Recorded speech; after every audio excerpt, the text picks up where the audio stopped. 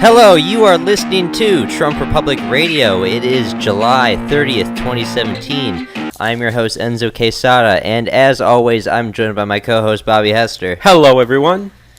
And with that said, let's just get in the show, Bobby. Yeah, let's do it. We got a lot of stuff to go over.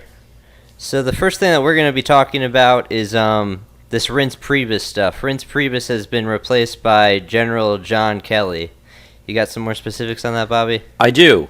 On Friday, President Trump tweeted out, he said, "I am pleased to inform you that I have just named General/Secretary John F. Kelly as White House Chief of Staff. He is a great American," and then there was a second tweet after that. But I think that is a fantastic move because the White House, it seems like the White House has just been chaotic for the last, the entire first 6 months of this administration. General John Kelly is, he's been the Secretary of DHS during Trump's time in office so far.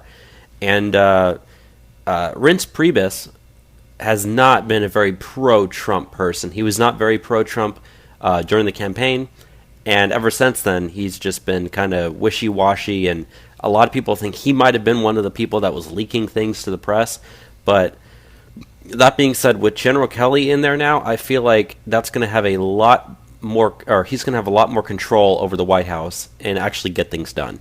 And Priebus is a guy that's in charge of, filling positions for Donald Trump and whatnot. And if Priebus is putting in his guys and we're still getting leaks, what does that say about the guys that Priebus has been picking to this point? It shows you that either Priebus has poor choices in picking, or he doesn't have control over what his people are doing. Or he doesn't support Donald Trump, and he's just the RNC plant that was supposed to get, all the neocons on board, and we don't really want to do that so much. Exactly, and right after Reince Priebus was fired, the first place he went to talk about it was CNN with Wolf Blitzer, with an interview there. Of all the people to talk to, it had to have been that. Immediately goes to CNN, the president's least favorite news organization. Now, did you see when, did you happen to actually see what they said happened, how he got fired? I do know this story. How about you tell it, though? Well, I'll tell the story and correct me if I get any details wrong. Okay. So, Trump and Priebus and everyone was flying at Air Force One when Trump sent out the tweet. And Priebus, he finds out when he's on Air Force One. So when the plane lands, they stick him in a car by himself as the press is, surrounding the plane and surrounding his car. And that car just drives away. And it just drove away. And then the president and his entourage all get into their motorcade and go to the White House. Yeah. That it reminds me a lot of the story of when he fired Comey. When Comey was giving a speech in California, and he had to find out by looking behind him at the TV screens that were flashing the news bulletin. So, I guess that's Trump's way of doing things, which things I think are really funny. Switching up right now. We lost Spicer last week. Now we lose Priebus this week. Of the original people that even came into the administration back in February, who's going to even be here in 6 months? I don't even know. I don't know. I do feel like this is a really good first step of getting control over the administration, or at least over the White House. Because like we said, it does seem like it's been extremely chaotic up until this point, and Trump needed to make a change. The administration needs to refine itself. It's not that Trump is doing a terrible job as president, but we could be doing way better, and the instability that we've been having, especially from all the leaks, has been causing a lot of that. Have you heard some of those stories that they've been saying that Trump is looking to distance himself from the Republican Party? Yes, I do know that. What are your thoughts on that? Do you think that's a good idea, or? Generally, yes. We both support the president, and we in name support the Republican Party. I don't support everyone that is a Republican. But Trump's the big brand. Trump, people voted for Trump, not the Republican Party per se. And the Republican Party, they're not doing anything. They're failing in Congress. They're failing in the Senate. Trump doesn't want his name connected to those guys. Right. Now, to say that Donald Trump would start his own political party, I don't think so. Yeah, I don't think so either. We do want to change the Republican Party to be more in the mold of what he is pushing forward. And, the guys that Here's the way you got to look at it, though. Remember the primaries? The entire Republican Party was against this guy. It was the most anti-Trump thing. We have Ed McMuffin and the likes all, talking Jeb crap Bush, and whatnot. everyone like Jeb that. Bush, John Kasich, Paul Ryan, John McCain, all these guys, And then this guy becomes the nominee, and it was a battle just to get these guys not to disavow him constantly throughout the campaign. You remember when Pussygate happened, they tried to do almost like a mini coup to get him out of power. Priebus himself told Trump, he said that you should drop out of the race right now. And this was after he was the freaking nominee. Yeah. Priebus himself said that. Just for the pussy grab thing. And, now that he's president, things aren't different. It's still an anti-Trump GOP. So we're going to have to do things that, really... Trump needs to do something to get more power behind himself. Yes. And to do that, he needs to make the GOP look bad. Okay? We're going to talk more about the bills and stuff that recently happened, especially the healthcare one, but this is on them. Yeah. Okay? They're losing because of them. It's not Trump at all, so... Yeah, I completely agree. I don't think he should go out and start a new party. I don't think that would be successful. I don't think it would work. But definitely, create the Trump wing of the Republican Party. Much how the Democrat Party seems to be split with, more the Bernie supporter type people versus the Democrats of old. It seems like now there is starting to be more of a split in the Republican Party, whereas the Republican Party voters seem to be more on the side of the Trump side, whereas Republicans in Congress, the establishment GOP, tends to be more on the other side. So Trump's base is still there for him. Yes, in a strong way. The polling numbers I've seen for his base support is still 90, 85%. I've seen anywhere between 85 to 90% of Trump supporters still support president, and it was 75% of Republicans overall, which is still very high support for your own party. Yeah. So, I don't know. Well, yeah, so just, to recap what we just said, I think this is a good move. Once Kelly comes in, that'll really get the White House back under control, get the administration under control, and... hopefully have a different feel around it. That's what we need at the moment. But let's get into the next big thing. So... This week, Trump took to Twitter and he made a couple tweets about transgenders in the military that caused quite a stir. What day of the week was that? Oh, I believe this was either Tuesday or Wednesday. It was earlier in the week. Yeah. But do you have the specifics on what he was tweeting? Yeah, I do. So Trump tweeted out, he said, "After consultation with my generals and military experts, please be advised that the United States government will not accept or allow transgender individuals to serve in any capacity in the United States military. Our military must be focused on decisive and overwhelming victory and cannot be burdened with the tremendous medical costs and disruption that transgender in the military would entail. Thank you." He tweeted that out on the 26th. And... the entire world went into, eruption after he said that, because, all the progressives and liberals, lost their mind. You can't discriminate against people, not trans people. They're already under assault every single day, Every single time they step out, the door, they could be attacked because of who they are, so you can't say bad things about them. Yeah, even though if you do say anything about them, the entire world comes at you. Yeah, strange how that works. And that being said, the military is not an equal opportunity employer. It is Definitely not. It is a completely discriminatory force. If you have diabetes, type 1 diabetes, you cannot serve. If you have asthma, you cannot serve. If you have flat feet, you cannot serve. Bipolar disorder. Yeah, if you have bipolar disorder, you cannot serve. ADD. If you're ADD, you cannot serve. If you're schizophrenic, you cannot serve. And even then, if you're too young, you can't serve. If you are too old, they will kick you out once you turn a certain age, regardless of what your job is or how long you've been in there. If you're too fat. Yeah, if you don't pass the medical requirements, you cannot serve. Even after you're in, if you fail your PT test, you're going to get kicked out. It's a tough environment. And not only that, but, there has been some polling that was done. And it said that only 23% of voters actually think that transgender serving in the military is a good idea. 23% of voters. Like, you do the math on that, that means even a large amount of the left agrees with Trump's move. Yeah. I don't think the left tries to play up, the defenders of trans rights and stuff, but still, most people in this country don't really accept transgenderism. No, they don't. They accept, lesbians and gays. Homosexuality is a different game now. Yeah. Most people do support that. But. And, it was so interesting seeing so many people, in the LGBT community in an uproar over this. When it's like, transgender people are only 0.3% of the population in this country.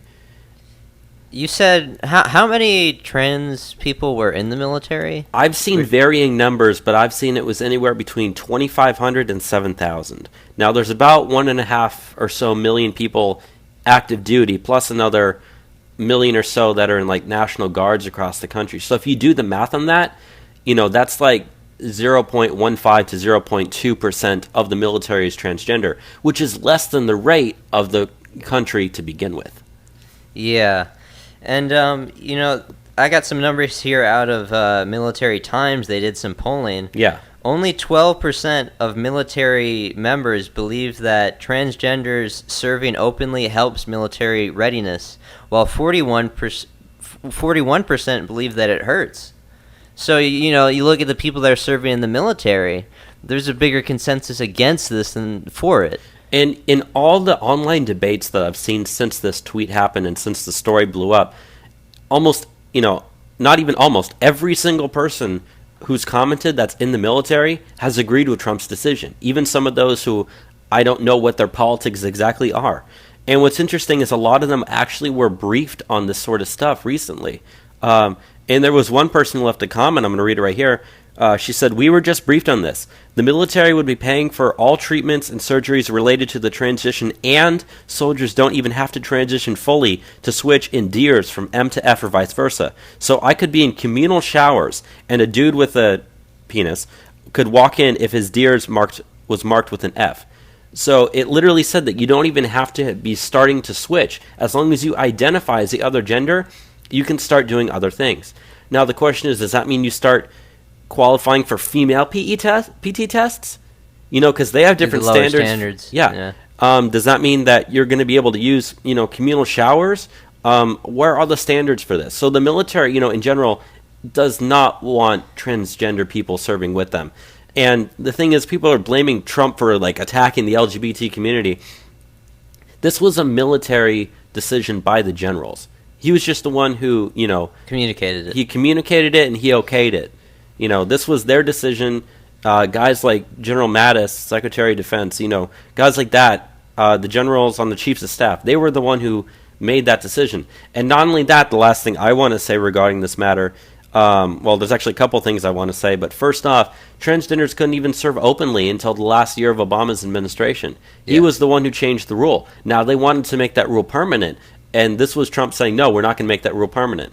So, and the thing is, the Pentagon even said, if you're transgender and already serving, you're allowed to stay. You're grandfathered in. In the future, you're not going to be able to serve openly. Yeah. We were talking last night with our friend Chris, who is in the military. Yeah. And he was saying, the average, when you go in, you spend, 4 years? Yeah, when you first sign on, it's 4 years. But if you were to undertake, the reassignment surgery with, the hormonal, treatments that you need to do, that would take you out for, 2 years. Yeah, and also... And then the government pays for that surgery, which is, hundreds of thousands of dollars. Now, I heard somewhere they said that doing the gender reassignment surgery, plus all the hormones you have to take beforehand, and all the care and stuff you have to have maintenance hormonal the cost of that is about 14 times higher than the average yearly cost for each member of the military.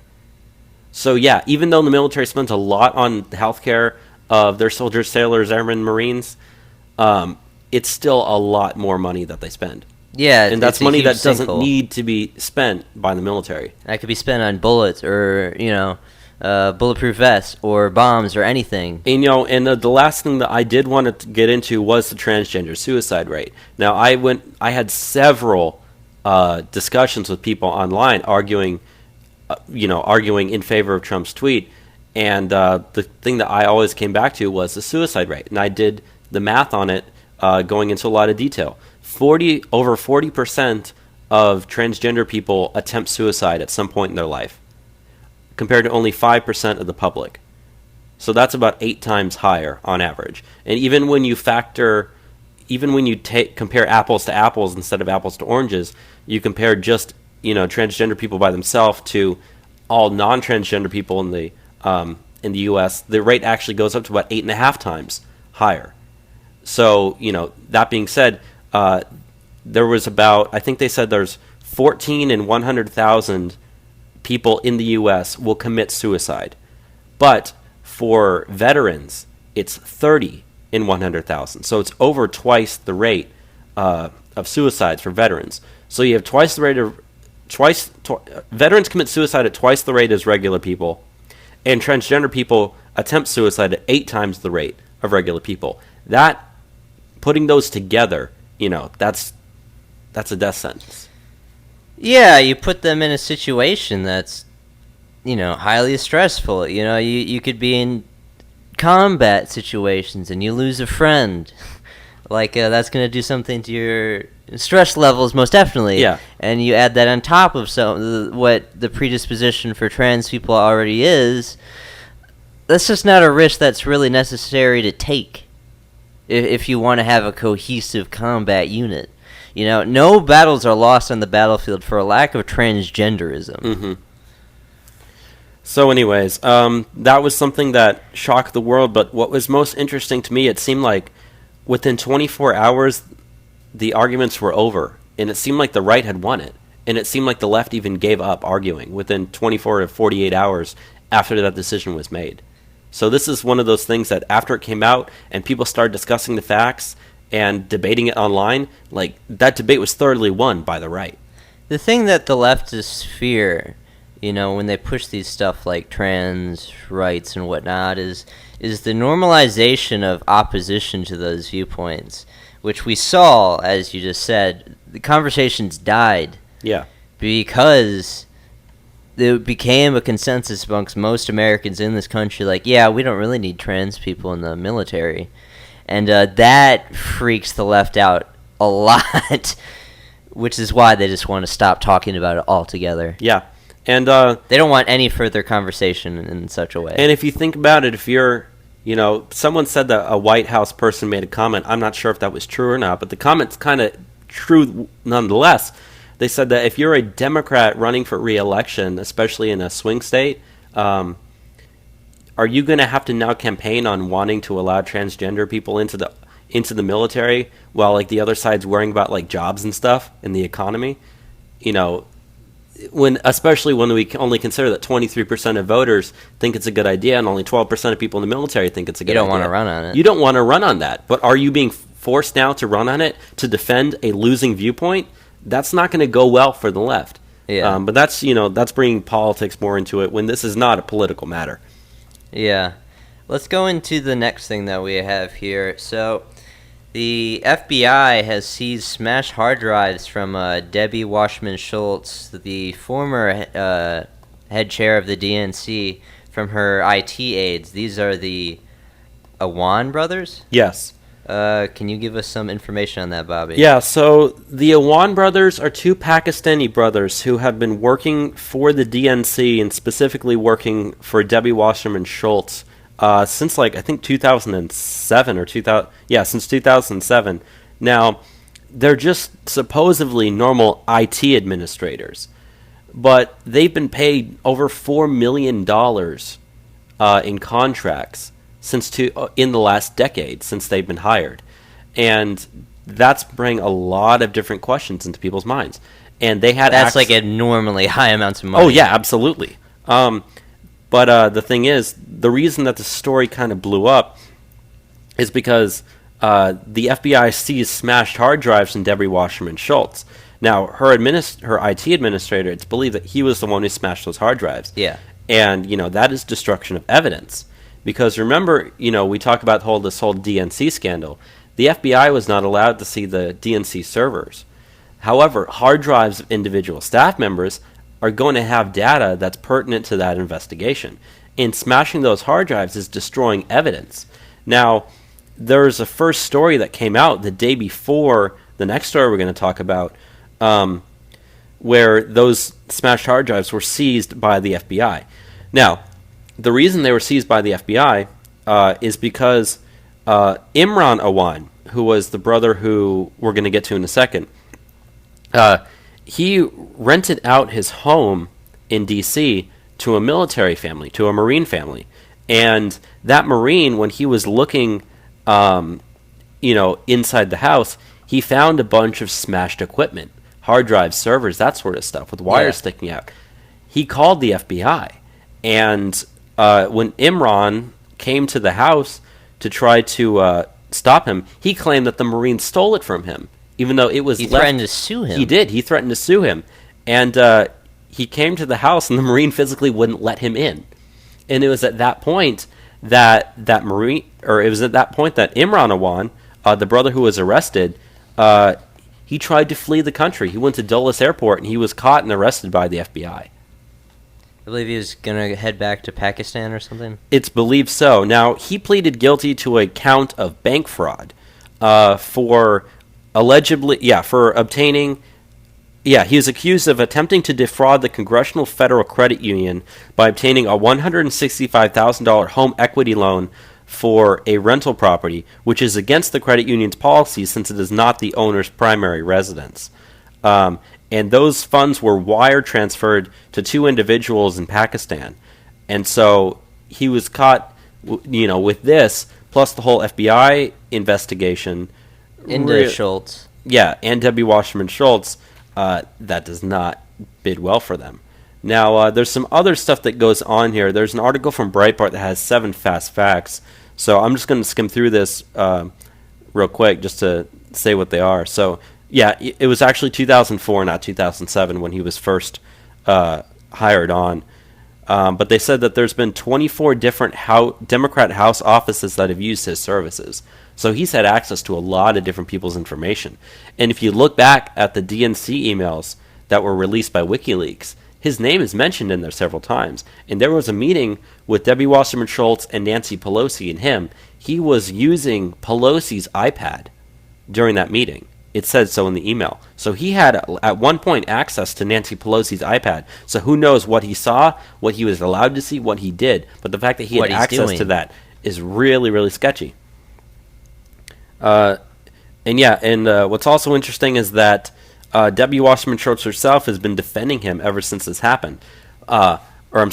Defending him for the last, couple of years, ever since, these whole DNC investigation with the FBI started to come up. But ever since he was arrested, she's gone dead silent on Twitter. That is interesting. What are some other things that you have? Some of the other things I have is that apparently his family has not been happy with him. His stepmother is reportedly suing him for wiretapping her and threatening to have his family arrested in Pakistan for speaking out against him. So it's like they know that he's doing something wrong. They try to say something, and he's like, no, I'm going to have you arrested. I already mentioned the fact that he threatened that veteran family, threatened to sue them. But the last thing is that they said that his defense attorney is trying to use as his defense just saying that the entire case against him is a right-wing conspiracy. A right-wing conspiracy. When, you have evidence that FBI or that DNC hard drives belonging to Debbie Wasserman Schultz, who's under FBI investigation as part of the DNC investigation, ones have been smashed and destroyed. Are in your possession. Yeah. So this entire matter is just, completely incredible. We'll have to see where this goes, but this is a big thing to happen in the investigations, because this is pretty flagrant. Like, these guys are up to something if they're trying to run away and wire money out of the country. And a lot of people on the internet are saying that this is going to be like the biggest political scandal in history. I've yet to, I don't think it's going to be the biggest one, but I'm very, very interesting to see how this plays out, who ends up getting plea deals. Because I wouldn't be surprised if he tries to get a plea deal in order to, implicate Debbie Wasserman Schultz or some other DNC people in this investigation. That wouldn't surprise me. But that being said, there have been illegal things that have happened, and someone's going to take the fall for it. And it seems like he's the one that's currently taking the fall for it. So that's why he's in the position now to probably make a plea deal, implicate other people in this process. We'll just have to wait and see. Now, there's some other speculation I've been seeing that potentially these Awan brothers were the DNC leakers. It is possible, but... Because, we know that it was personally transferred. You look at how quickly it was done. Now, a lot of people thought, oh, maybe this was Seth Rich. But who's to say it wasn't these guys? If they had access to, 40 different congressional... 47. 47 different congressional offices? Democratic ones. Who's to say that these guys weren't just being bought to, send information to the other team? I highly doubt that, for the simple reason that they paid him so much money and he was on their team and she defended him so much that he was definitely on the side of the DNC. He wouldn't be doing anything to try to screw them over. Now, it's interesting you bring up Seth Rich because someone found a picture that was taken in a bar of a bunch of different, just like a group of guys hanging out. Seth Rich was in that picture.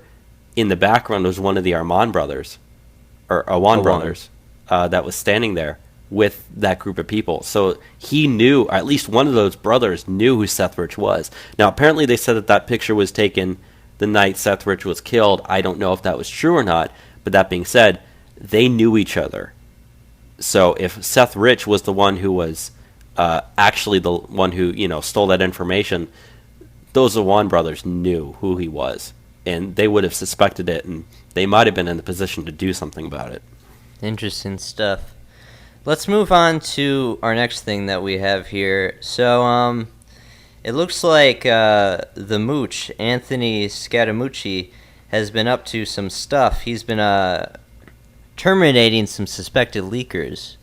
Do you have the specifics on that, Bobby? I do. So, after last week when Anthony Scaramucci came in as the new White House, the White House communications director, he promised to fire all the leakers that he found. So it appears that he's finally actually started firing someone. And the person who he fired was Michael Short, who was the former assistant press secretary to Sean Spicer. So Sean Spicer resigns, and the assistant press secretary, Michael Short, who I guess Scaramucci thought that he was one of those leakers, he fired him. So I don't know if Michael Short was the leaker, but again, that's it's part of the whole drain the swamp strategy. He's getting rid of the old people and bringing in the new. The mooch seems to be the guy who's been tasked with eliminating all of these leaks. I mean, ever since he came in, that's what he says he's going to be doing, and he says he's been keeping track of entire lists, and he's fired several people at this point. So this alongside with John Kelly, we do seem to be... We're getting rid of people that maybe should have been gone a while. Yeah. I know we already talked about the whole Reince Priebus thing, but a lot of people thought that Reince Priebus himself was the leaker. So getting rid of him is, just whole part of this whole process of getting things done. Yeah. But not only has Mooch actually finally started firing people, he also apparently made some statements saying that he's going to continue doing this, which we already knew that was true. But he actually called into CNN on Chris Cuomo's show, and they had a 30-minute conversation where Scaramucci was talking to him about firing different people and investigating these leaks and whatnot. Yeah. Do you want to go into the next thing now? Yeah, let's go ahead and do it. Okay, so this week, Trump also, he went out and gave a speech to the Boy Scouts at the National Jamboree in West Virginia. This was, I believe, Monday he did this? Yeah, that was Monday. Yeah, I watched the speech in its entirety. It's about 38 minutes. You haven't, Bobby, right? I watched some of the highlights, but I didn't watch the entire thing. You know a lot more about it than I do. So just speaking off of what I felt from the speech, if you haven't watched it or listened to it, I think it's one of his best speeches he's done in a very long time. This was in front of a crowd of nearly 40,000 different Boy Scouts, and if you look at the the video of the people in the crowd, it's all, his closest of supporters. It's a bunch of kids with Trump hats on, and everyone was so enthused for him. It was something else. I think the interesting thing that came out for me from this speech is just it's the normalization of now Trump is the president. Now, we're already now 6 months into the administration of what could potentially be 8 years of President Donald Trump. And now we have this younger generation which is going to grow up with President Trump as their president, similar to how we grew up with, Bush and Obama. And he just speaks a message that reaches them so well. The crowd was losing its shit for Donald Trump. They were cheering, they were clapping, they were chanting USA, they were chanting "We love Trump." And these are like, just like teenage and preteen kids. And like the parents and stuff. This speech got a lot of flack though from the mainstream media, and there was like an article that you said that they said, oh, these parents are so mad that Trump got political in the speech. Yeah, I forget where it was. I think you said it was the Times. It was BBC. Oh, BBC. It was BBC News ran an article saying that parents were mad at Trump for what he said during the rally. Getting political. Yeah, for getting political or whatnot. Their evidence of saying that parents were mad was 3 Facebook comments on the live stream of the video. 3 Facebook comments of people who said that, oh, my son's in the Boy Scouts and I don't like the fact that Trump did this. 3 Facebook comments.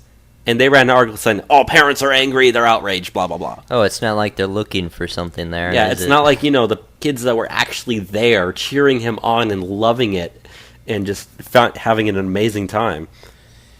Yeah, the speech was, it was interesting that it was political, but I mean, he's the president. It's going to happen, I guess. Yeah, but some of the things he said, though, was just, it was so funny.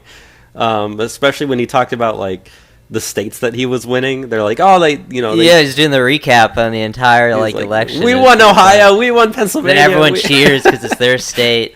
He's like, don't worry about the fake news. They're going to lie anyways. Everyone starts cheering and clapping. And there was one thing that he said at one moment. He said that we need more loyalty, which, everyone... I think the Boy Scouts, immediately went into some sort of, loyalty, chant that they have or something.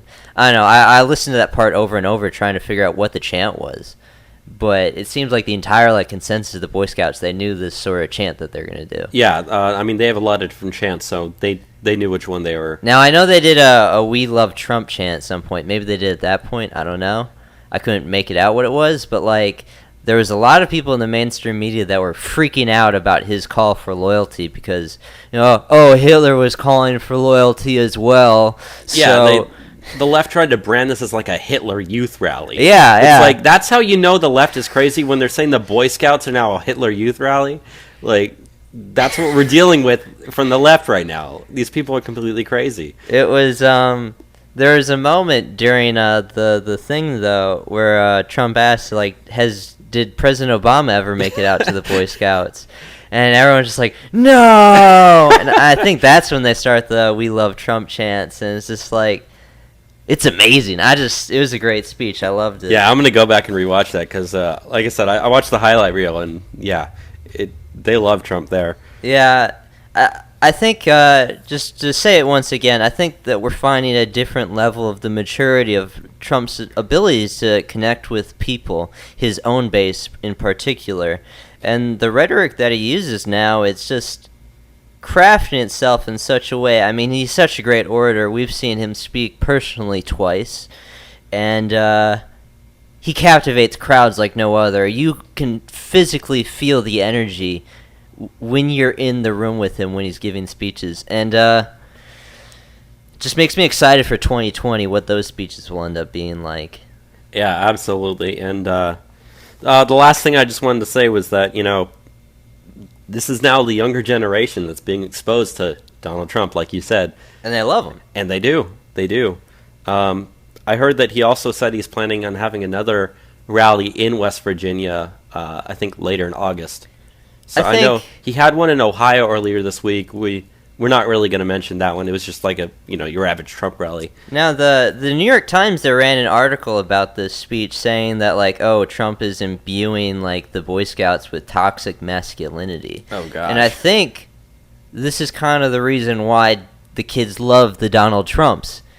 Because, like, he's not trying to be, like, the authoritarian, like, parental figures that's, like, policing them on how they speak or telling them to be, like, ashamed for being boys or whatever, and, like, oh, you gotta be these male feminists, and you gotta, like, give up space so women can have and all this stuff. No, that's not who Donald Trump is. Donald Trump is saying these boys will be boys, being a Boy Scout is good, and, when he was giving that speech, he had several members of his cabinet. I know Rick Perry was on stage. All the people that he had on stage were Boy Scouts. I forget past Rick Perry was on there, but he said, Boy Scouts, good Boy Scouts make great good Americans. And, when you have the teaching of the Boy Scouts, you can go on to achieve great things, like the men that are also on stage with me. So, he's affirming who they are. They're the Boy Scouts. They're young boys. They're energetic. They're adventurous. They want to be ambitious. And he's impassioned in it, as where on the left you have all these cat lady feminists saying, no, this is not what we want. This is not good. We don't want boys to be boys. That's rape culture or whatever. They're sick of it. They're really sick of it. So, put on the Trump hat, yell, build the wall, or whatever you want, and fight the powers that be, I guess. That's what Donald Trump both imbues as an individual, but imbues in their souls as these Boy Scouts that love Donald Trump. I have a lot of optimism for Generation Z. So, the polling says that they'll be the most conservative generation to ever exist. So, it's going to be great. It'll be fun. Let's go into the next thing. I know you wanted to briefly touch on this. Yeah, this is something I don't want to go into too much detail, but just mention it. Paul Manafort was supposed to be subpoenaed before the Senate Judiciary Committee, along with Donald Trump Jr. and I believe one other person from the campaign, but they dropped Manafort's probe. So they're no longer looking into Paul Manafort as, I guess a person of interest in the whole, like, Russian investigation. We did the midweek show on the Russian investigation last week, so we pretty much completely destroyed that narrative when we covered everything.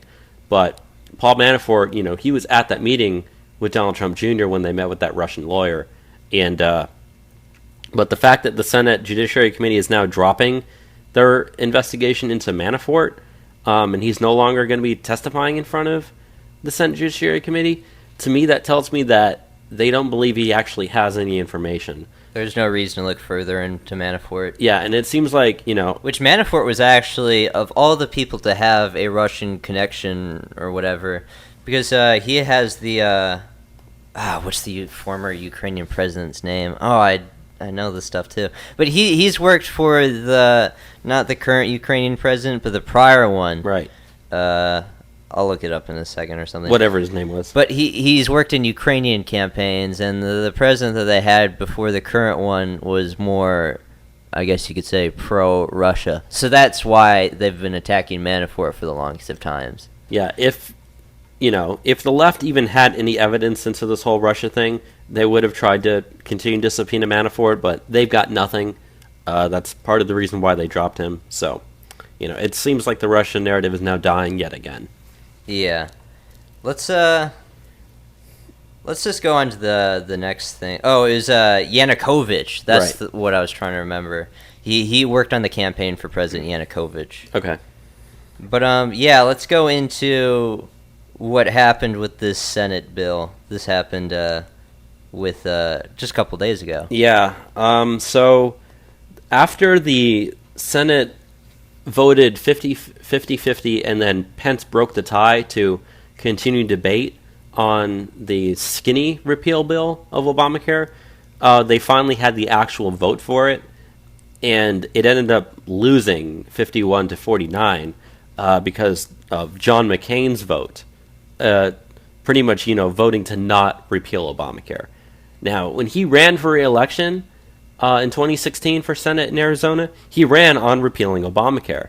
And, it seems like at least several, not necessarily everybody in the GOP in the Senate, because most of them, almost all of them, did vote to repeal, but just those few anti-Trump GOP senators are just screwing us over. The bill lost because of John McCain and the two senators, Susan Collins and Lisa Murkowski. Now, Susan Collins and Lisa Murkowski's opposition to the skinny bill, voting for it would be because under the skinny bill, Planned Parenthood would be defunded for 1 whole year. So they wanted to do an amendment to allow the Planned Parenthood funding to stay, which, personally, I'd be okay with that. That's probably not a commonly held belief on the right.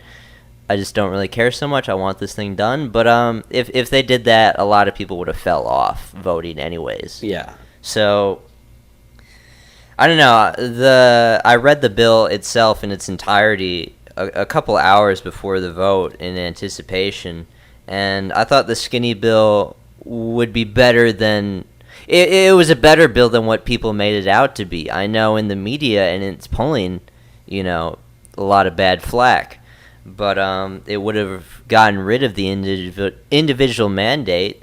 It would have gotten rid of the employer mandate for 8 years. They'd have to renew it. But, I don't know. It would have check-marked off enough things. It would have satisfied me as someone who understands this stuff. I'm really mad that this stupid asshole John McCain ruined things once again. You know who John McCain was in communication with prior to this vote? Is it start with the C or does the first name start with a C? Yeah. Yep. Yeah, my least favorite senator, Chuck Schumer. He was in communication with Chuck Schumer prior. Chuck Schumer knew that McCain was going to vote against this bill. His fellow Republicans didn't know. And John McCain gets this brain tumor thing the week before, and you have all these people saying like, "Oh, poor John McCain, poor John McCain, poor John McCain." You can't say anything bad about John McCain. He's a war hero. He comes back just to screw his own party. Okay? This he's slime. He's the worst. Okay? I've heard reports, I can't confirm this, but he talked with Chuck Schumer after this vote as well. And what I've heard is he said to them, "Let's see if Trump can make America great again now." Such a dick. Yeah, so I hate John I'm really McCain. pissed. I really do. This I don't know. We tried to repeal Obamacare twice, and this was finally the bill where we could have done it. Even Rand Paul was for this bill, and Rand Paul has been like the guy who would never vote for any of these bills. Yeah, it seemed like he's been the one who's been not very up to not really supportive of the administration's Obamacare repeal. Even though he wants to repeal Obamacare, he didn't like the replacement plan. And even Rand Paul knew that, well, even if I don't like the replacement plan, I still want to repeal Obamacare. And this was the repeal Obamacare bill. Yeah. So it's like, but that being said, healthcare is only going to continue to get worse. And the problems are going to continue. We just have to leave it now. And we have to leave it. But that being said, like you were kind of saying earlier in the show here, Trump's distancing himself from the establishment GOP definitely, but also like kind of more mainstream Republicans. And by not passing this, healthcare bill, if it was a bad bill, Trump's name isn't stuck with it. And so he doesn't have to worry about if anything bad did happen, he doesn't get blamed for it. And, he was advocating, he kept telling people, he tweeted like 4 times a day, you need to repeal Obamacare, you need to pass this new bill, you need to repeal Obamacare. So the fact that it doesn't get done doesn't necessarily make Trump This is not on bad. Trump at all. Yeah, this is on... He tried really hard to get these guys to vote. When I say it's on the Senate GOP, it's their fault. I'm not even blaming them all. I mean, it came down to just 3 Republicans who voted against it. And, 2 of them, Lisa Murkowski and Susan Collins, I feel like, if it weren't for that, the Planned Parenthood thing, they probably would have voted to repeal it. But John McCain has his own gripes and druthers against the administration. I completely blame him. Just one person in the Senate is screwing healthcare over for every single American. Because even if it had been a 50-50 tie, Pence would have had been the tiebreaker vote. So it came down to just one vote. Man, I just hate John McCain so much. And it's funny, he runs on re-election on repealing Obamacare. And, his biggest thing he's ever done was he was the guy that faced Obama in 2008. And Obama's biggest thing in his legacy is Obamacare. And the guy that ran against Obama saves Obama's legacy. Complete irony there.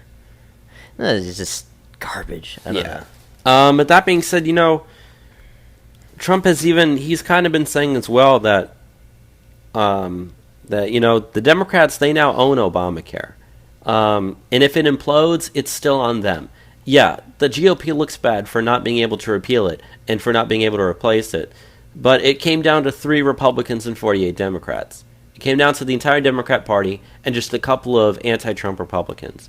So those are the ones who really are to blame for healthcare getting worse. So if you're someone who's sitting out there and you're not very happy with the Republican Party for not being able to repeal Obamacare or replace it, it's not the entire Republican Party's fault. It's the anti-Trump wing of the Republican Party that's definitely at fault here.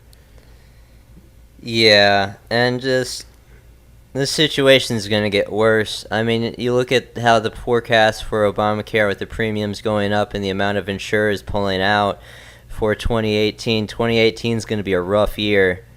2018 is the year this all goes to shit. Mm-hmm.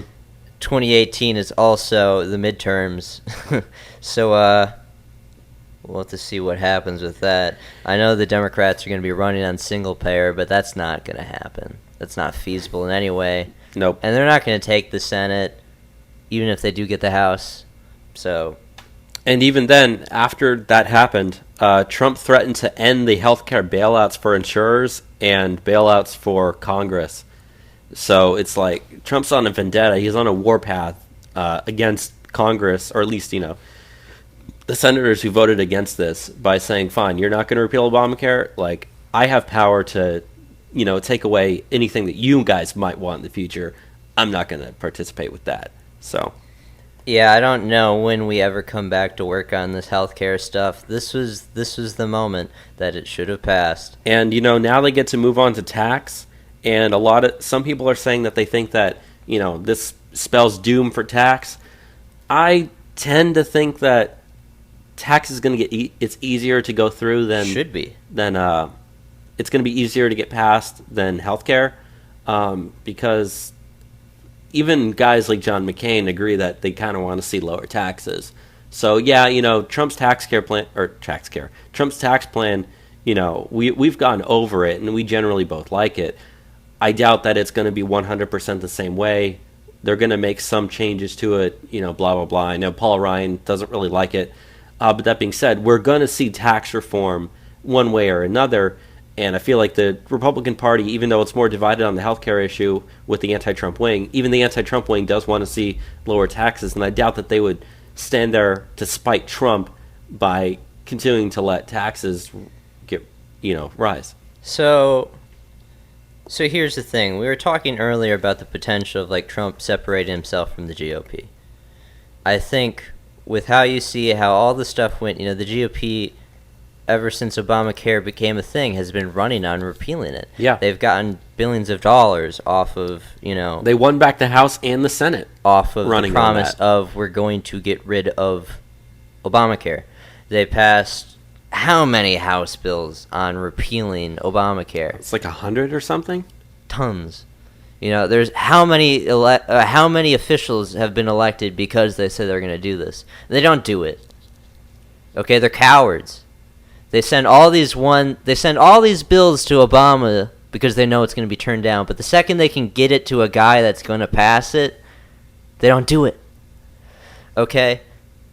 They're failures. And, you know, I don't want to be so negative right now on tax reform. I do think tax reform is something we can get done. But they might mess it up just as well. Very easily. Very easily, they'll screw this up as well. And we'll go into 2018, and these guys will lose their seats in the House.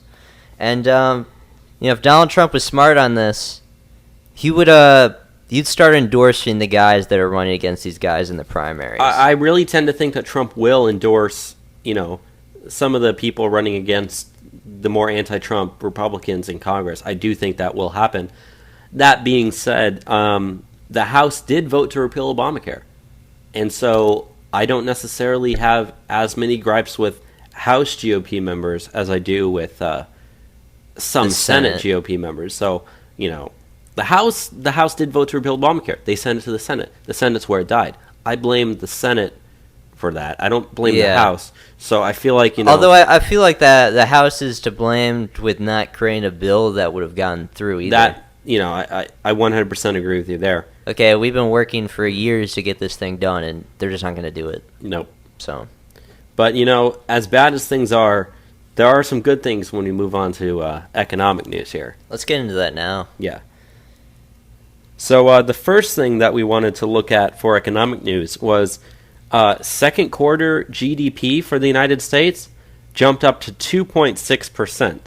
Now, in the first quarter, I know it was only 1.2%. So it went from not particularly great. No, that's, you know, people aim for about 3 is the goal. Yeah, 3 is the goal. 3 is the goal that Trump wanted to reach. I know some people think it might have been able to get up as 5. I doubt that. 5's in crazy GDP it growth. Would. But that being said, you know, GDP wouldn't go up that high if the economy wasn't doing well, and if people didn't have a good outlook, at least for the immediate future. GDP wouldn't rise quarter to quarter if things were going to get worse. So, you know, the economy is doing very, very well. Yeah, 2.6 GDP growth is not something to scoff at. That's really good. It is really good, yeah. And also, you know, the next article we have is just 2 states in general. We have Texas and California. Texas's GDP grew at 3.9% rate in the second quarter. That's really high. Whereas California grew at 0.1%. That's essentially flat. Whereas Texas's was one of it had the fastest growing economy in the nation in the second quarter, 3.9%.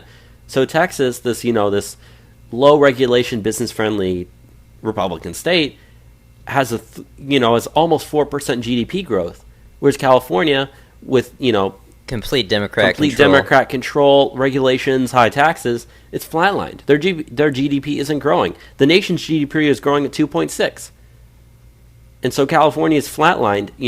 People notice that stuff. Yeah, it's a mess out in there, California.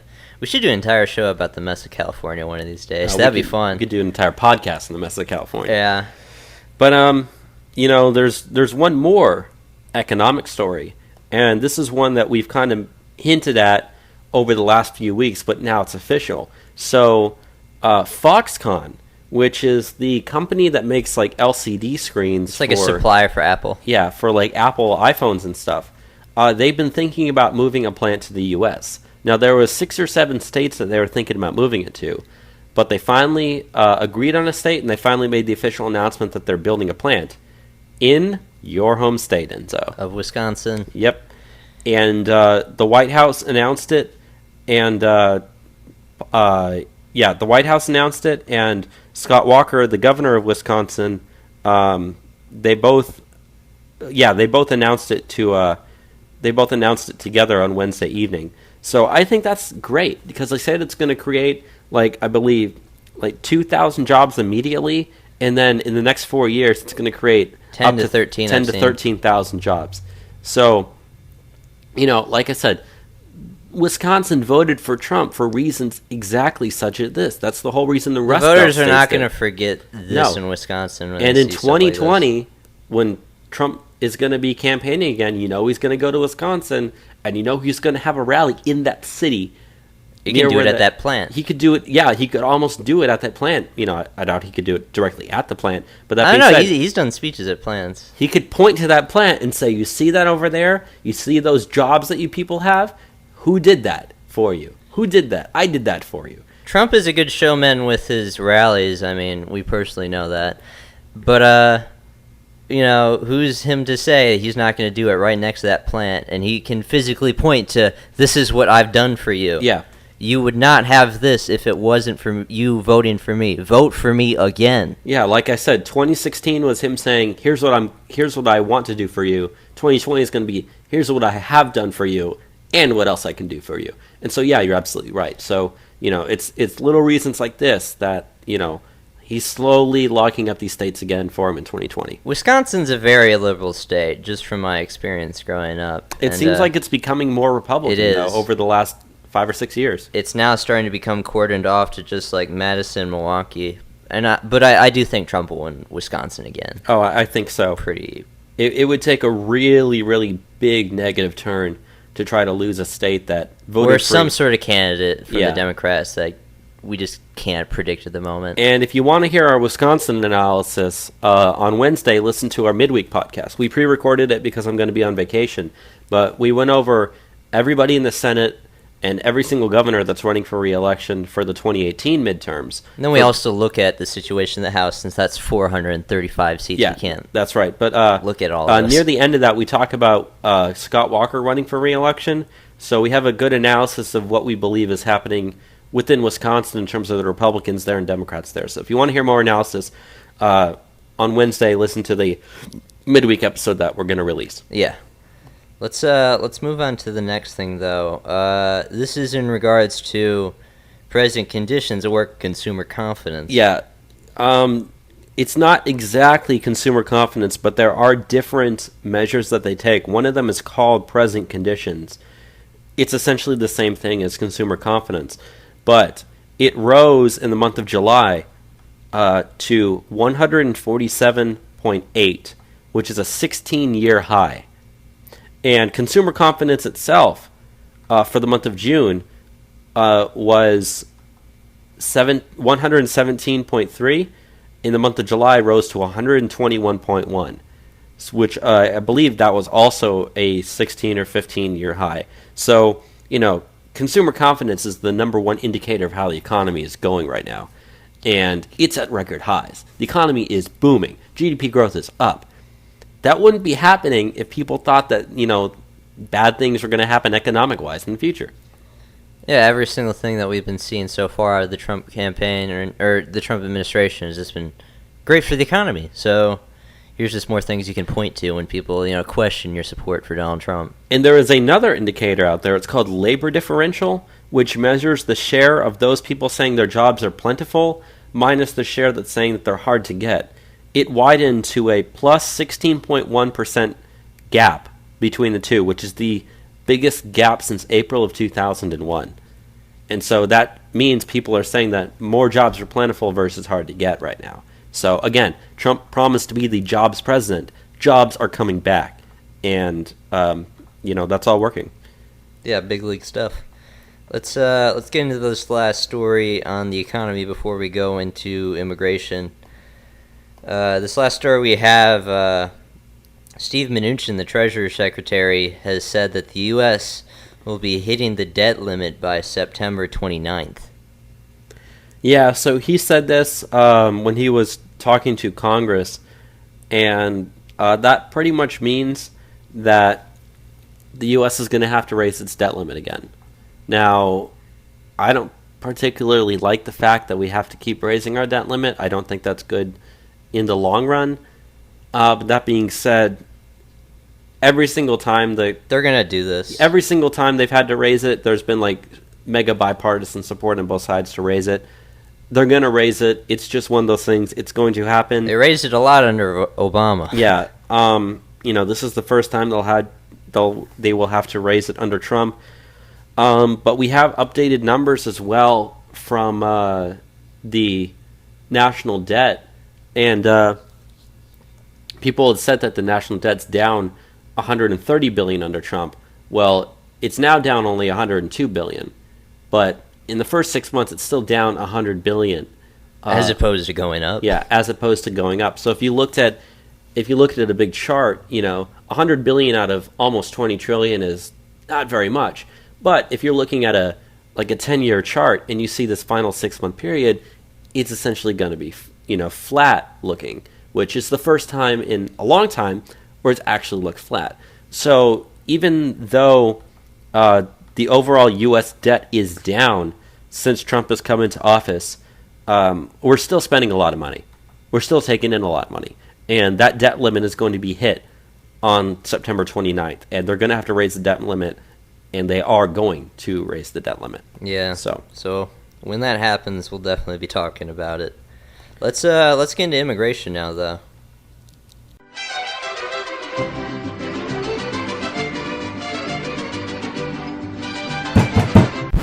Open the door! Immigration! La migra, vamos, niños! This week in immigration. So the first thing that we have here is some bad news, some real bad news. The prototypes for the wall that we're building in San Diego are currently delayed. Yeah, so the prototypes, which I thought they were actually, we said the last couple weeks that they were under construction. They were. Or at least they were starting construction. Well, the thing is, there are two companies that were not accepted, to continue on to the prototyping. Constructed? They weren't chosen to be constructed, and they are allowed to protest that decision. And it's in law that they can protest. It's a common thing when you have government contracts like that. So the Government Accountability Office says that they set a resolution for the deadline of that decision on their protest for October 4th. So there's been some internal emails sent around in the Trump administration saying that, wall prototypes have been pushed back towards October to November. So, real bad news. I don't like this at all. But we got to be honest. Things are being pushed back at the moment. I mean, I would rather this happen now before it starts construction rather than be, under construction and then have to stop construction. If, they had a dispute over the contracts, that wouldn't be good. But, there is a silver lining that comes out of walls. And that is that you remember the House Appropriations Committee appropriated $1.6 billion for the construction of the wall. That was last week, wasn't it? Yeah, that was last week. Or maybe the week. Yeah, it was last week. And the House voted on that spending bill, and they approved it. Which means that that $1.6 billion is now fully funded through Congress. Yeah. So, which it's not we need around $20 billion to fund this wall. 25 around is what most estimates say. Which we're not going to get all that money up front right now. You need to start getting the process of this funding going. You need to open, the what would you call it? You need to begin the process of funding, so then they can request it later on. So it's good that we have the money now. I don't think the prototypes being delayed in their construction necessarily affects when we're going to start construction next year. We're on track to start construction around March next year. Right. So that I don't think has changed. No, and these prototype models, even though they are technically, they said they're going to be part of the wall once it's built, right? They will actually be a part of the wall. Yeah, so even themselves. if you have to, even though this is the pretty much the end of July, let's just essentially say it's the beginning of August, and they have till the beginning of October 4th, you said, to file that, right? Well, the Government Accountability Office will give them their response on their protests that they made, those two companies, and that will be done by October 4th. By October 4th. Okay, so they can't continue until then. You essentially have a 3-month delay then, at least until the Government Accountability Office releases that statement. And then, the article we're reading says that they're being delayed pretty much until about November, because I assume that, whether the appeal is accepted or rejected, construction's going to start on those things for the companies that were picked by the government after that's done. So I guess we're now in a wait and see time period. Then. Yeah, what the DHS themselves sent out a statement in regards to this delay, and they said such protests are common in federal contracting processes, and no contracts may be awarded until the protests are resolved. So that's why we can't do this. Okay. We do have, the candidates that we want already ready. If we didn't have protests to this decision, we'd be doing it right now. And, even though it says by October 4th, theoretically it could be sooner than that. It could be resolved before then, yeah. I doubt this is something that's going to be done within like the next week or so. It'll probably take several weeks to a couple of months to get that done. So, it's a wait and see period. It sucks that the prototypes are being delayed, but things are moving along and it's going through the system. There's a lot of red tape. I understand that. So, it continues. Let's go on to this next story that we have, which is actually about California. We recently have some new numbers out which suggest that California has nearly 1 million illegal aliens with driver's license. You got the specifics on that, Bobby? I do. So in January of 2015, California said that people were no longer required to prove that they were American citizens before obtaining a driver's license. All they had to do was show eligible proof of identification and residency in the state. And since then, they've started giving out driver's licenses to illegal immigrants. And the Department of Motor Vehicles in California says that through the end of June 2017, they've handed out over 900,000 driver's licenses to people who are illegal immigrants residing in the state of California. Yeah. Now, there is one good thing, though. Is I said that since Trump has become president, they've given out about 11,000 last month, which I guess was the month of June. And that's the lowest number per month since the program launched in 2015. And they said that there's been 83,000 that have been given out in the first half of 2017, which is only slightly more than just March of 2015 alone when it peaked at 76,000 that month. Right after the thing started. So even Trump being president, California is giving out less driver's licenses to illegals. Now, that might be because a lot of them already have it. It can be that, but this is what it is.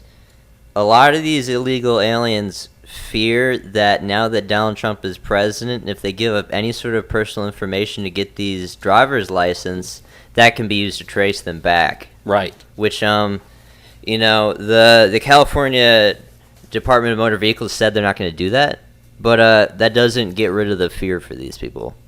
And, fear for this is a good thing because they shouldn't be in our country to begin with, let alone should be getting driver's licenses given out by the state. Yeah, which, who's to say that they don't use these driver's licenses to go vote in something later? I mean, in California, you don't have to show an ID to vote. So, it's not necessarily saying that they would need the driver's license in order to go vote. Oh, really? But there are other things such as, some places register you registration to vote, you would. Yeah. So it's stuff like that brings up a lot of questions. And, hopefully we can, hopefully we're able to actually get that list. I don't know. We'd be able to deport a lot of people if we had that list. Yeah, I wish we could do stuff like that. There are a lot of lists of all these democratically run places that have given some sort of Gibbs program to these illegals. Quasi-amnesty in a way. Yeah. Which, we know where every single person on DACA is, essentially, right now. They had to give up all their personal information. We could get that list and start deporting people with it, but these agencies that do that, the second they get word of that, they just start purging all this stuff. Yeah. I know they did that in New York City. So anyways, that's something that's worth knowing about at least, just that. Just to understand how, prevalent it is. 1 million illegal aliens have driver's licenses in California? It's insane. They're not even supposed to be there, let alone driving. But they say in the article that we were reading it off that like, oh, but it opens up a whole new wheelhouse of opportunities. Now these people can get around and get jobs and stuff, and like they're not even supposed to be working here to begin with. Yeah, exactly. Why are we talking like this? It's stupid. Let's go into the next thing for immigration that we wanted to talk about. This was a statement made by Democratic representative out of California. There's that state again. Karen Bass. She was on MSNBC. Now she made a statement which was along the lines of saying that stopping illegal aliens from voting was an assault on our democracy. Do you want to give the specifics on that, Bobby?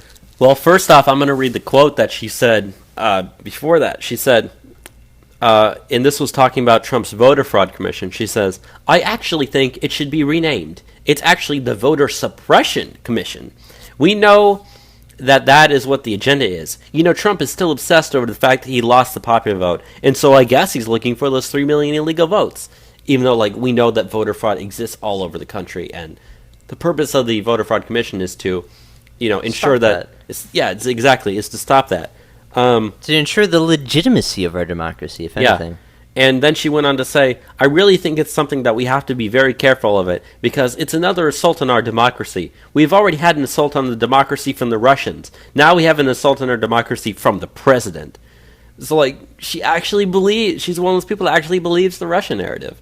Yeah. On top of, if we do anything to purge voter rolls or try to figure out any sort of fraud going on, which if you're a consistent listener of this program, we've given you dozens at this point of stories of this stuff happening. Yeah. The big thing was that study from the 2008 election. Yes. That 5.7 illegal aliens potentially...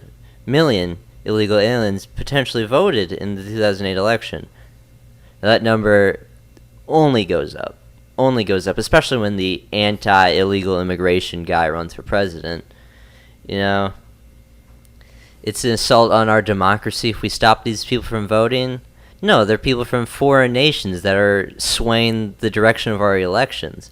You want to talk about the Russians are manipulating our elections? What about the Mexicans? What about the El Salvadorians? What about all these people coming into our country from foreign nations that are voting in our elections? Because when they do that, their vote's equal to mine or yours. It's insane, these people. But, it's so interesting that just so many of the Democrat representatives from California are the ones who are always making these, like, outlandish, crazy statements. And I feel that state is just, it's gone off the deep end. And I feel sorry for any right-wing person who lives there. Which, we have a lot of listeners out of California, so I don't know how y'all do it, but, God bless, I guess. Yeah, seriously. So, the last story that we want to get into for immigration. This is a story out of Portland. Yeah, I'll let you get this one. Okay. Let me pull it up for a second. Okay. A man accused of breaking into a 65-year-old woman's home, sexually assaulting her, and stealing her car was arrested after allegedly assaulting another woman and running from police. This guy's name is Sergio Jose Martinez. He's 31 years old. Now, according to court documents, this guy has been deported more than 20 times. Jeez. And on and off for the last 15 or so years. He's been hanging around the Portland area for the last year. But Portland's a sanctuary city. Yeah. So when this guy was arrested, ICE, Immigration and Customs Enforcement, sent in the immigration detainer to the officials there in Portland so that they can pick this guy up when he gets released. They just released this guy without the detainer. So this guy who broke into this 65-year-old woman's house, let me go over actually what happened there. The charges he's facing just for this incident are first-degree kidnapping, first-degree robbery in the 2 counts, second-degree assault, first-degree sexual abuse, first-degree sodomy, and first-degree burglary, just for this one instance. Yeah, what happened was this woman, she kept her window open because it was hot out, and the dude climbs in through the window, says he spoke, quote, calmly and quietly, and ordered the woman on the ground, where he bound her and blindfolded her, proceeded to rape her, then stole her 2011 silver Toyota Prius along with her phone. But, you know, sanctuary cities, they make us safer, as I've been told.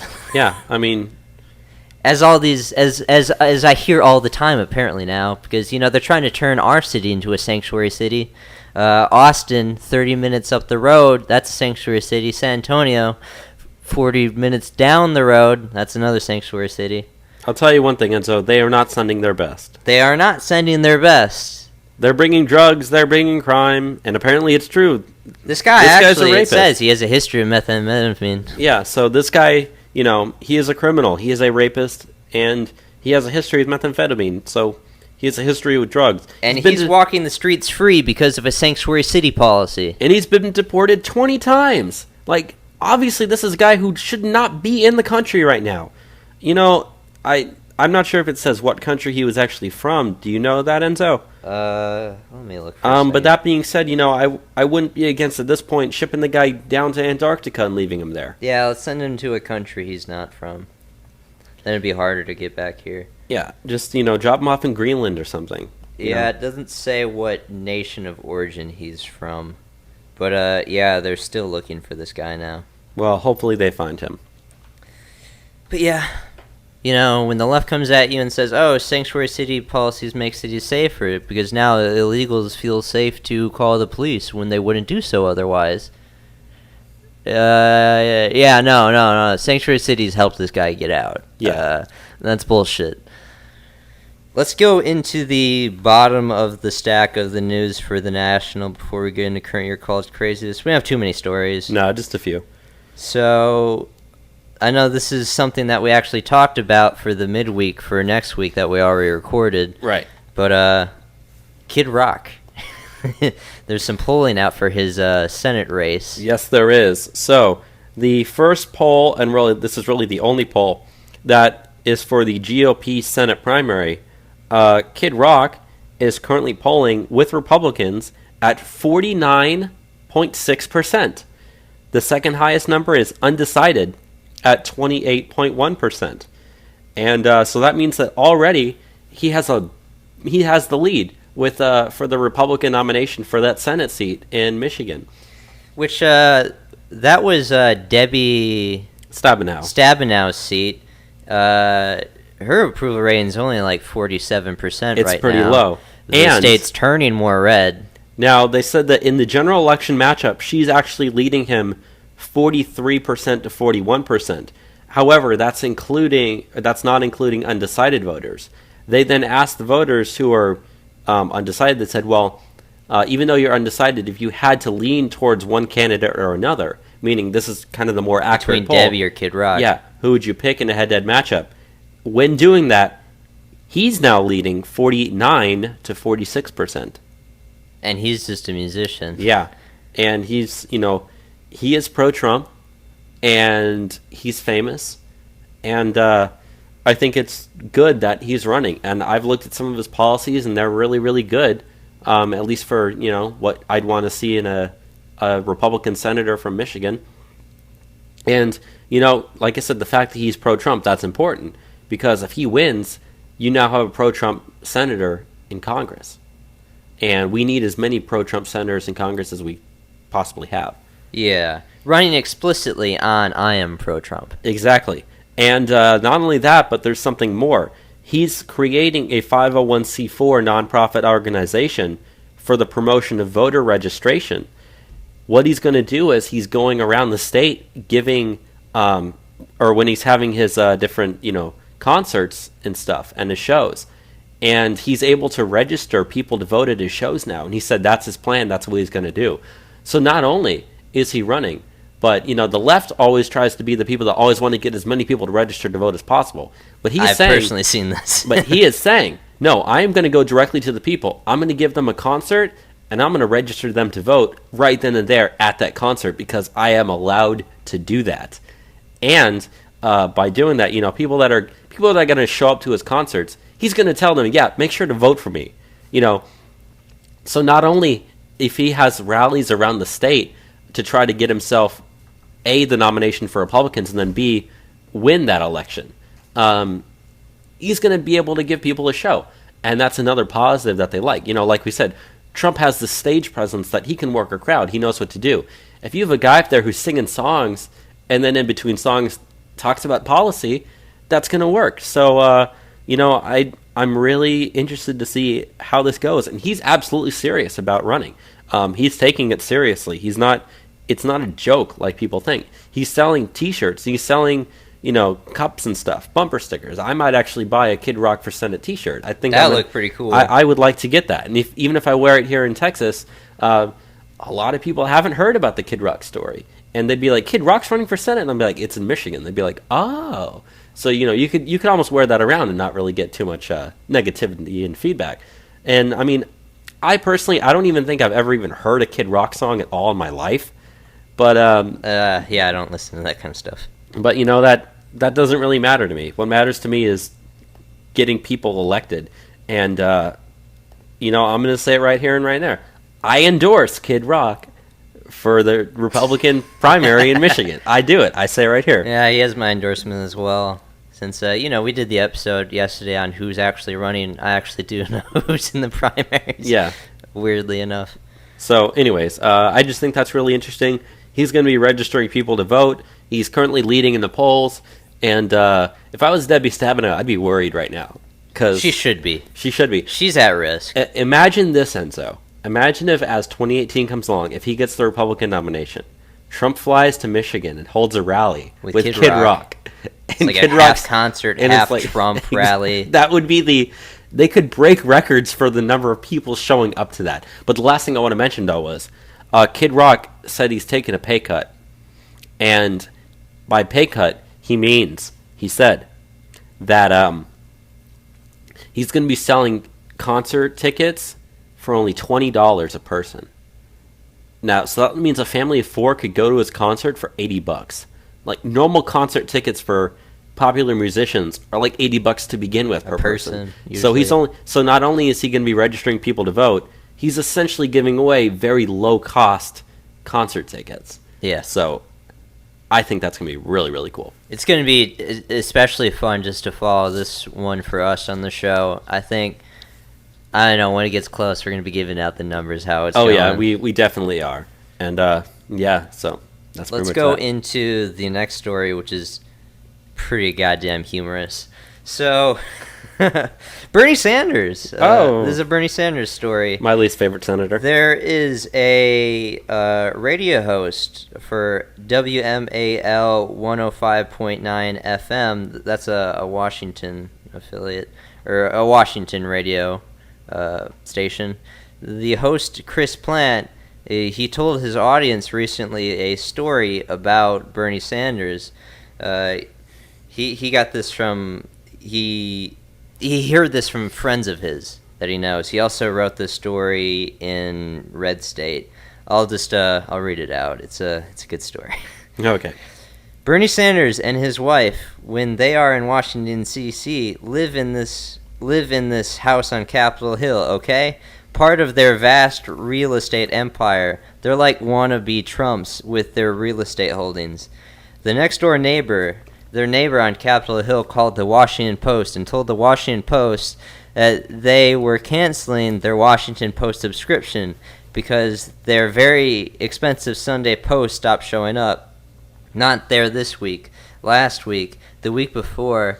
Then it was there 1 week, but the week before it wasn't delivered. So I'm canceling my subscription to the Post because your delivery person never gets me my newspaper. I'm paying for it, but it never gets to me. The Washington Post said, please do not cancel your subscription, Washington Post. We'll investigate with the delivery person, and we will get back to you. So the Post investigated. They got back to the person calling their subscription to the Post, and they said, listen, we talked to the delivery person. Our delivery person claims to have seen you come out of your house again and again and grab our paper on Sunday mornings. Immediately as the paper delivery person delivers the paper, they've seen you come out of the house and pick up the newspaper. So, sir, you are lying to us. The neighbor said, oh, okay, I've been coming out and picking up the paper. And they come back and say, yes, we got a description from the delivery person. You are an older man with gray hair, balding, and little round glasses. The guy come back and says, I'm like, in my 50s and got a full head of dark hair. My neighbor is Bernie Sanders. So,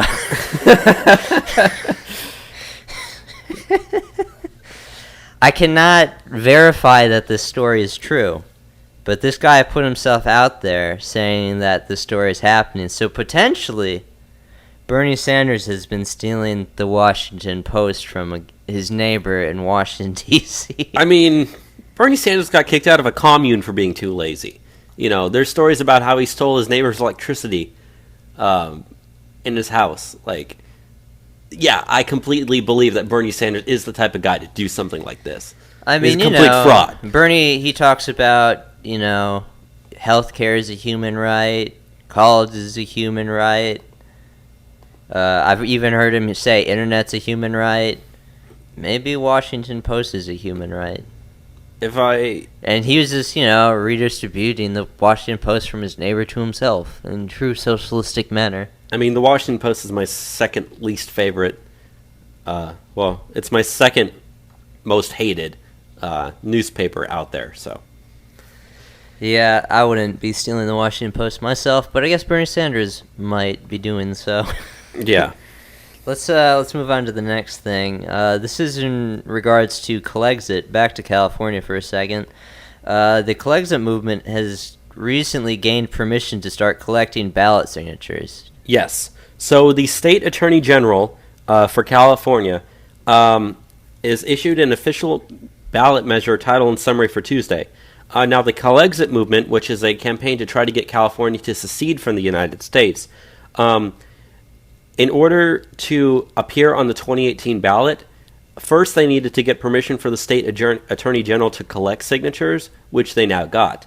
Now, they have to gather 585,000 signatures in order to qualify for the 2018 ballot.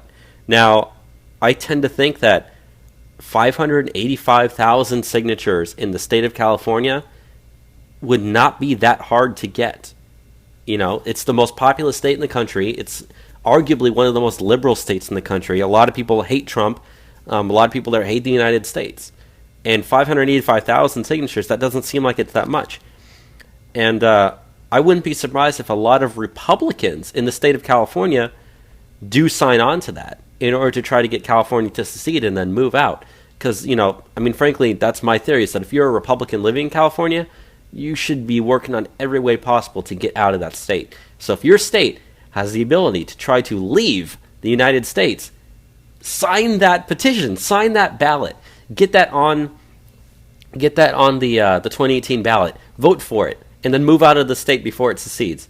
That is what needs to happen. I'm gonna make a call to action right now, since we have so many listeners out of California. I don't know how you guys do it.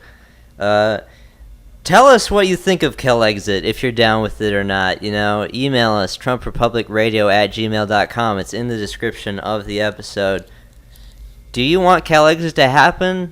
I don't know. I mean, personally, as someone that lives in Texas, do it. Do it so bad. You guys have so much debt. You have so many electoral votes. You have so many House seats. Go be something else. You can go be communist somewhere else. I'm fine with that. They remember when they recently tried to do that single-payer health care in California? Yeah, and it failed. And it would have cost more than their entire, budget currently.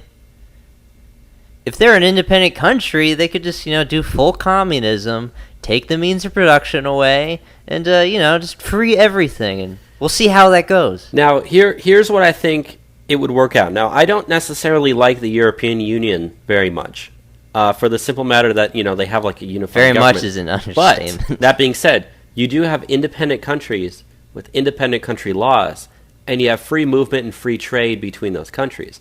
Now, a lot of people are saying, well, if California leaves, it's got the largest GDP in the country. I'm like, okay, here's what you do. Make California its own country. They vote for their elections, we vote for ours. They cannot vote in ours, we cannot vote for theirs.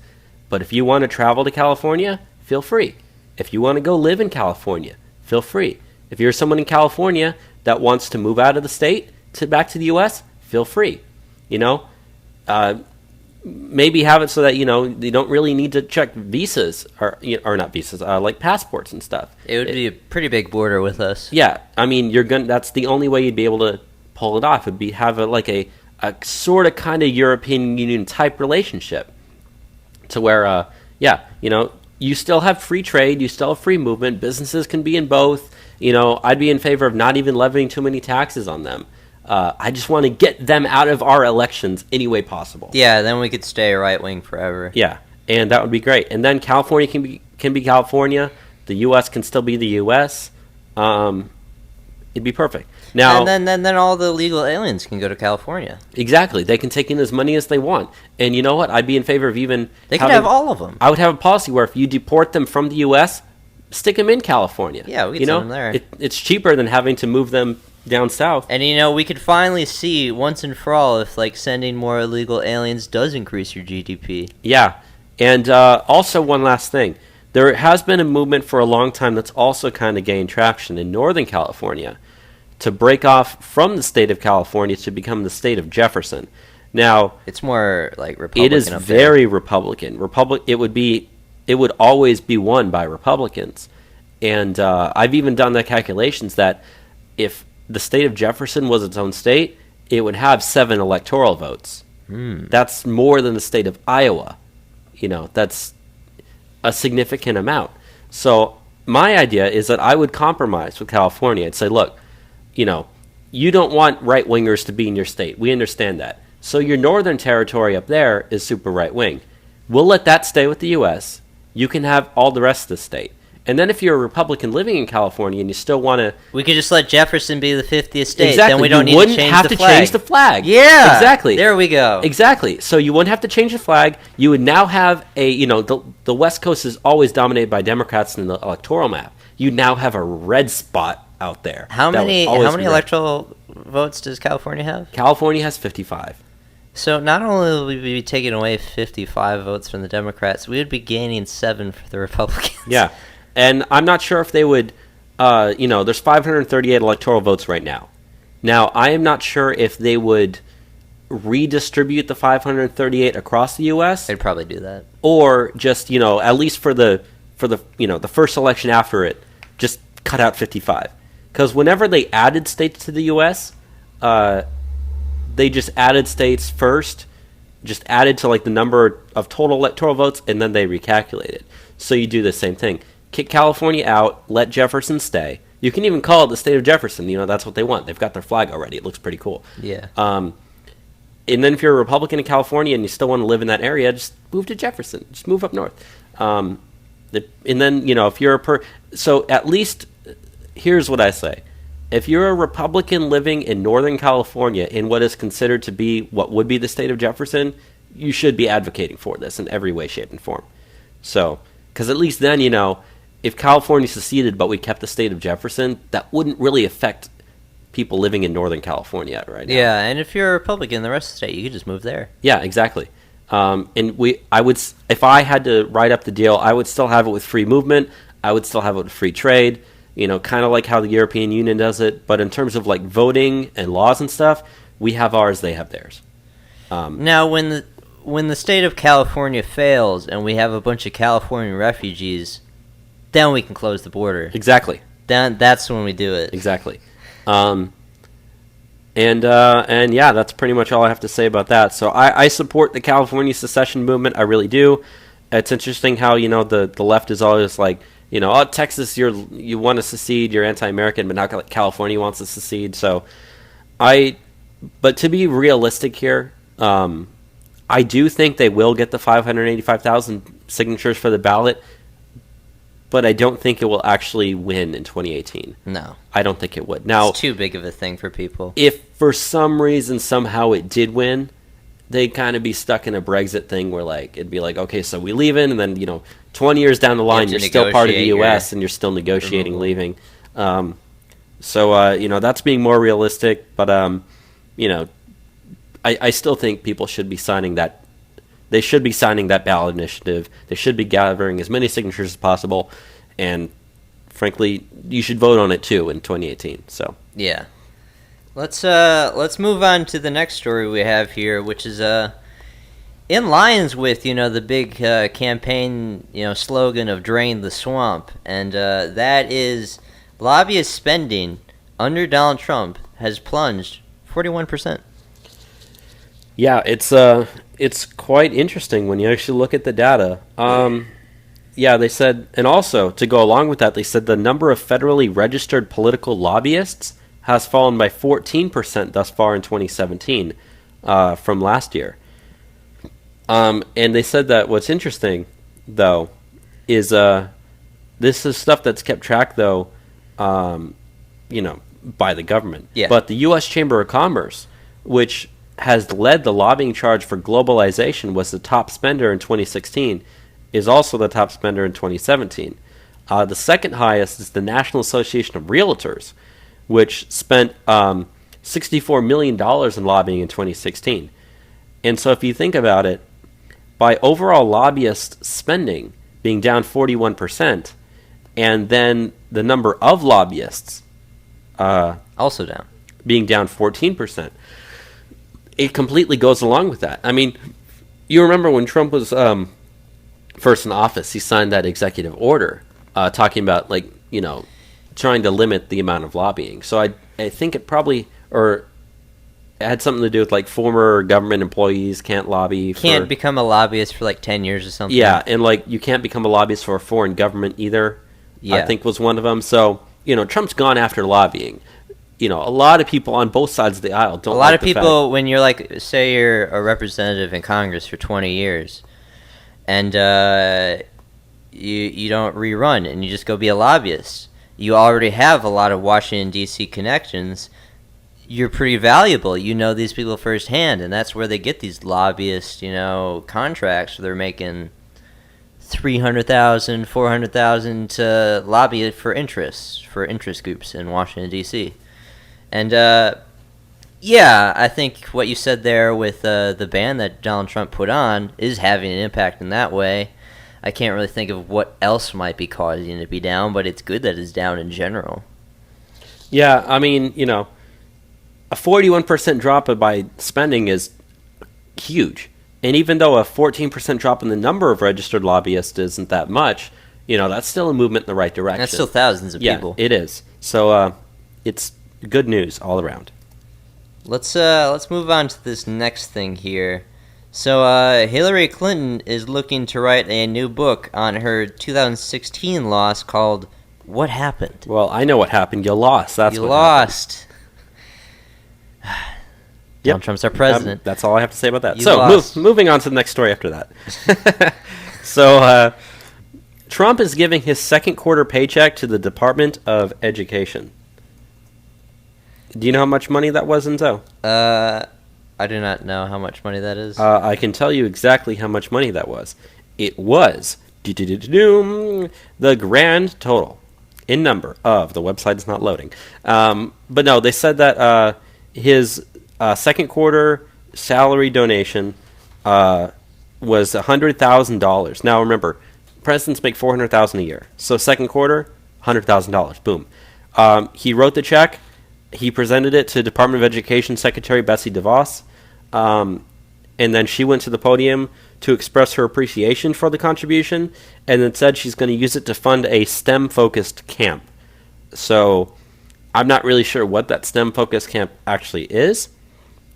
Some but sort of computer camp, I guess. Yeah. Now, there's been a lot of criticism because, Trump's called for cuts to the budget of the Department of Education. So they're thinking it's, hypocritical that, you're giving them your salary, but,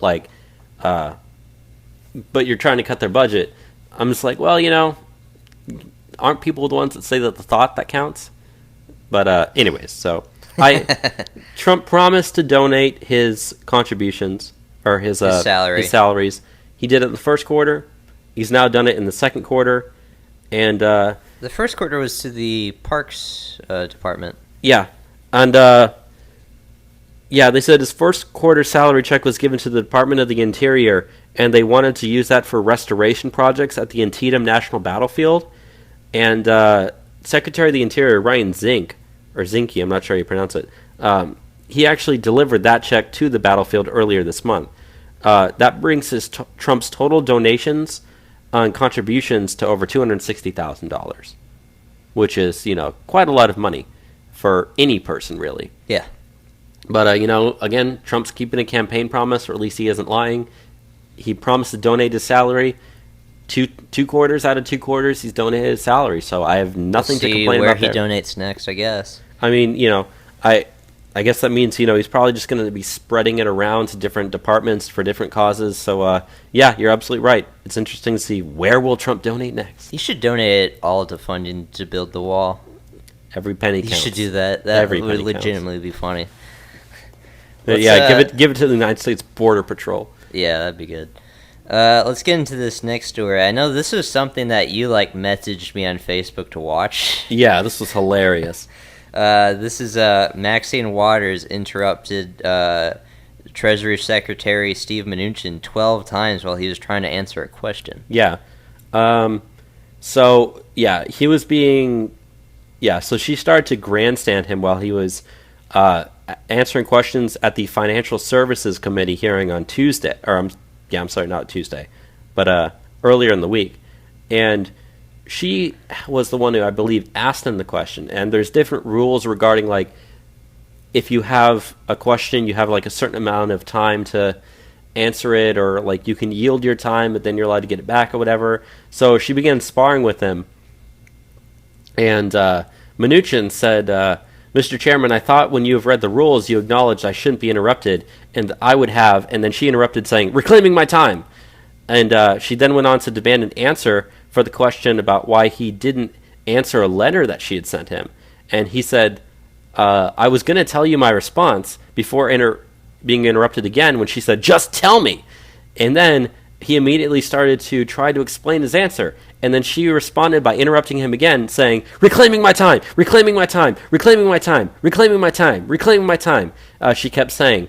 And then she stopped. He began to answer again, and she said, "Reclaiming my time, reclaiming my time." So, he tried to answer her question, but she kept just shouting him down by just, acting like a child, saying, "Reclaiming my time, reclaiming my time, reclaiming my time." And she overall interrupted him 12 different times, screaming, "Reclaiming my time," multiple times, while he just tried to answer a single question. There's never a week where Maxine Waters doesn't do something we have to talk about. No, it's like the Maxine Waters moment of the week. Reclaim my time, reclaiming my time, reclaiming my time. It could be the title of this episode. I don't know. But, anyways, so, Maxine Waters is the dumbest person in Congress, and, she's, people say Trump acts like a child. Trump never did anything like that. She really is a child. She really is. Maxine Waters is the dumbest person in elected official position in the United States. So. Close second by that one chick from Houston, whatever her name was. I don't remember. I forget. Anyways. Okay, so the Democrats have released a new plan called their quote-unquote better plan. This actually comes from an op-ed that Chuck Schumer wrote in... There's that guy's name again. Chuck Schumer. I hate him so much. He wrote an op-ed in the New York Times called A Better Deal for American Workers. And now this is... They also had a press conference of sorts in West Virginia where they talked about this. But this is apparently what the Democrats are planning to do for 2018, their big platform. They're trying to get back to just trying to appeal to the working class through economic, concerns and whatnot. Some of the stuff that he talked about was paid sick leave, working on trade deals, which is already something that Trump has talked about doing. Where are some other ones? He wants to do a $1 trillion infrastructure plan, which is what Donald Trump ran on. He wants to increase the minimum wage to $15 an hour. So, we already know how that goes. They did that in Seattle, and, when we reported what they did with the $15 minimum wage in Seattle, on average, like, the lower income workers were losing, like, $120 a month. On top of, like, jobs were also leaving. So their platform's already stupid in that sense. Also more family paid leave. Setting prices on drugs for prescriptions. And not really allowing, like, trying to stop, like, corporate mergers so then that corporations don't get as much power. Because we got to fight corporations, I guess. Mm-hmm. But, yeah, I essentially told you everything that the Democrats are running on in 2018. It's not very sophisticated. Chuck Schumer didn't really write that much. No, I mean, we talked about that poll that said that 52% of voters simply see the Democrat Party as being anti-Trump, and only like 37% of voters think the Democrat Party actually stands for something. And he wrote that to try to say, yeah, we stand for something. This is what we stand for. But even then, like, jobs and stuff, that's all happening. The economy's doing well. Jobs are going back because of Trump, not because of Democrats. And so, like, even though it's, I still then continue to say, what do they really have to run on? Because you're not going to be able to, if you're a Democrat in Wisconsin, you're not going to be able to stand out front of that that plant in Wisconsin and say, like, Donald Trump's terrible. Yeah, Donald Trump is terrible. Vote for me instead. When all the workers are like, yeah, you're crazy. Goodbye. So I guess this goes into, because me and you have been in such midterm mindset lately since we recorded that episode yesterday, which is going to be the midweek. I just read you the platform for the Democrats.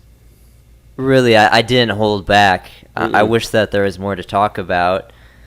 I guess they're going to say that they'll try to get a single-payer health care. I don't know what do they do? Because they're not getting the Senate. They're not getting the powers of government, again, for a long time. What do they do? And again, like, they said that they're trying to get away from, the stuff that they ran on in 2016. But then Trump tweets about transgenders, and they're uproared again around these social matters that people don't like, which is more, like, attuned to what they actually run on than economic matters. Yeah, to many it seemed like Hillary Clinton in the last few months of her candidacy was running on, like, a social justice warrior type platform, and people hated that and they made fun of her for it. And so, yeah, like, is the Democratic Party going to run on, we want transgenders to serve in the military? Meanwhile, like, Republicans are going to probably be cutting taxes, definitely cutting regulations, bringing jobs back. The economy is, consumer confidence at a 16-year high. Stock market still continues to go up. Like, the Democrats don't have, what do they have to point to? They have nothing. They have nothing to point to. What are they going to, and even if they say, vote for us, we have better jobs and better deals. Like, the American people are like, no, you don't. You were in power for 8 years with Barack Obama. Like, that stuff did not happen under you. It's happening under Trump. We want jobs. We voted for Trump to get jobs. We have jobs now. We're not going to vote for you. Yeah, it's strange, but I don't know. I guess they're going to give us a better deal. I guess so. The last thing we have here before we go into current year college craze is the story I know that you were interested in talking about. Yeah, there's a restaurant chain up in Minneapolis, Minnesota, and they're kind of made headway in the headlines over the last couple of days because they are now charging their customers a healthcare fee. Now, the restaurant chain, if the article here would load, but from what they said was that, starting Friday, they're going to be including the fee. There's a businesswoman named Kim Bartman, and she owns 3 restaurants in the area, and she's adding a 3% service charge to customer checks to offset the rising cost of healthcare for her employees. and that comes to about 60 cents for every $20 spent. So essentially, she's raising a 3% tax on all of the her own food. On her own food, just to pay for her employees' health care. Now, a lot of that has to do with the fact that healthcare costs are rising. Obamacare is causing healthcare costs to rise all across the country, and there's the employee mandate. Employers have to provide you with health insurance, and so because of that, people were saying this cost is going to be put onto the consumer because of this, and this is evidence that at least in one indication, that's happening. That is happening. And granted, it's 60 but cents for I every talk $20 to spent. socialists and I debate socialists on this is going to get put back on you. They say no, the employers are just going to do it. I mean, if I know that this restaurant's going to charge me an extra 3% for essentially the same food I could get somewhere else, personally for me, I'm going to choose to go somewhere else. I don't want to go there. I don't want to have to spend any extra money for any food that I'm buying. Yeah. But, that's just me personally, but there are a lot of people who think just like that. Yeah. So, do you want to go into current year college craziness? Let's do it. The racist, sexist, homophobic, xenophobic. You're fucking a white male!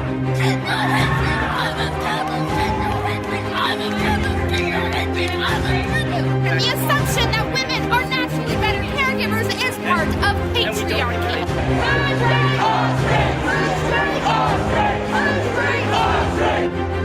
Die, cis, scum. You will not divide us! You will not divide us! You will not divide us! You will not divide us! It's time for some current year college craziness. Current year college craziness, the segment that keeps on giving, the segment of the week where we go over what crazy stuff is happening across the country and across the globe in all these college campuses, because they're insane, filled with liberals, and we're not liberals, so we can kind of see through the bullshit some. Let's get into the first story we have here. So this is an update on the Evergreen college situation. The professor where the controversy all stems from, Brett Weinstein, is filing a lawsuit against Evergreen College for $3.8 million. Wow. It's definitely a lot of money. Do you have any further details on that for us, Bobby? I do. So, the claim accuses that Evergreen State College was fostering a racially hostile work and retaliatory environment. And he says that by encouraging the student protest that forced him to flee campus for his own safety. This was after the students were upset for his objection to their, quote, day of absence event that called for white students and faculty to leave campus for a day of diversity programming. Now, if you remember back, all he did was express his displeasure at that event. He just said, I don't think this is a good idea. And they pretty much crucified him, forced him to leave campus for his own safety. And so now, a lot of threats. Yeah. I mean, it's now come out that, the authorities pretty much bended to their wishes. And, weren't you the one that's saying that there's, bands of bat-wielding leftists that have been That was a patrolling story the we campus? did, a couple months ago. They had bands of, transgenders and, purple-haired people, walking around with bats, doing quote-unquote community policing, which I've seen socialists promote. It's walking around with vigilante mobs with bats to beat up anyone that might be a threat to their communities, which is anyone that's right-wing, pretty much. I mean, I don't know why any right-wing person would if we wore a Trump hat on that campus and the bat wielders are around, we're going to get beat up real good. So I mean, that's why you carry a gun. Anyway, so that Brett Weinstein is now suing the college for $3.8 million. And hopefully he gets all of it. I hope he gets every single penny. Even though he's probably a leftist, simply because I seriously hope he wins. That college needs to be completely defunded.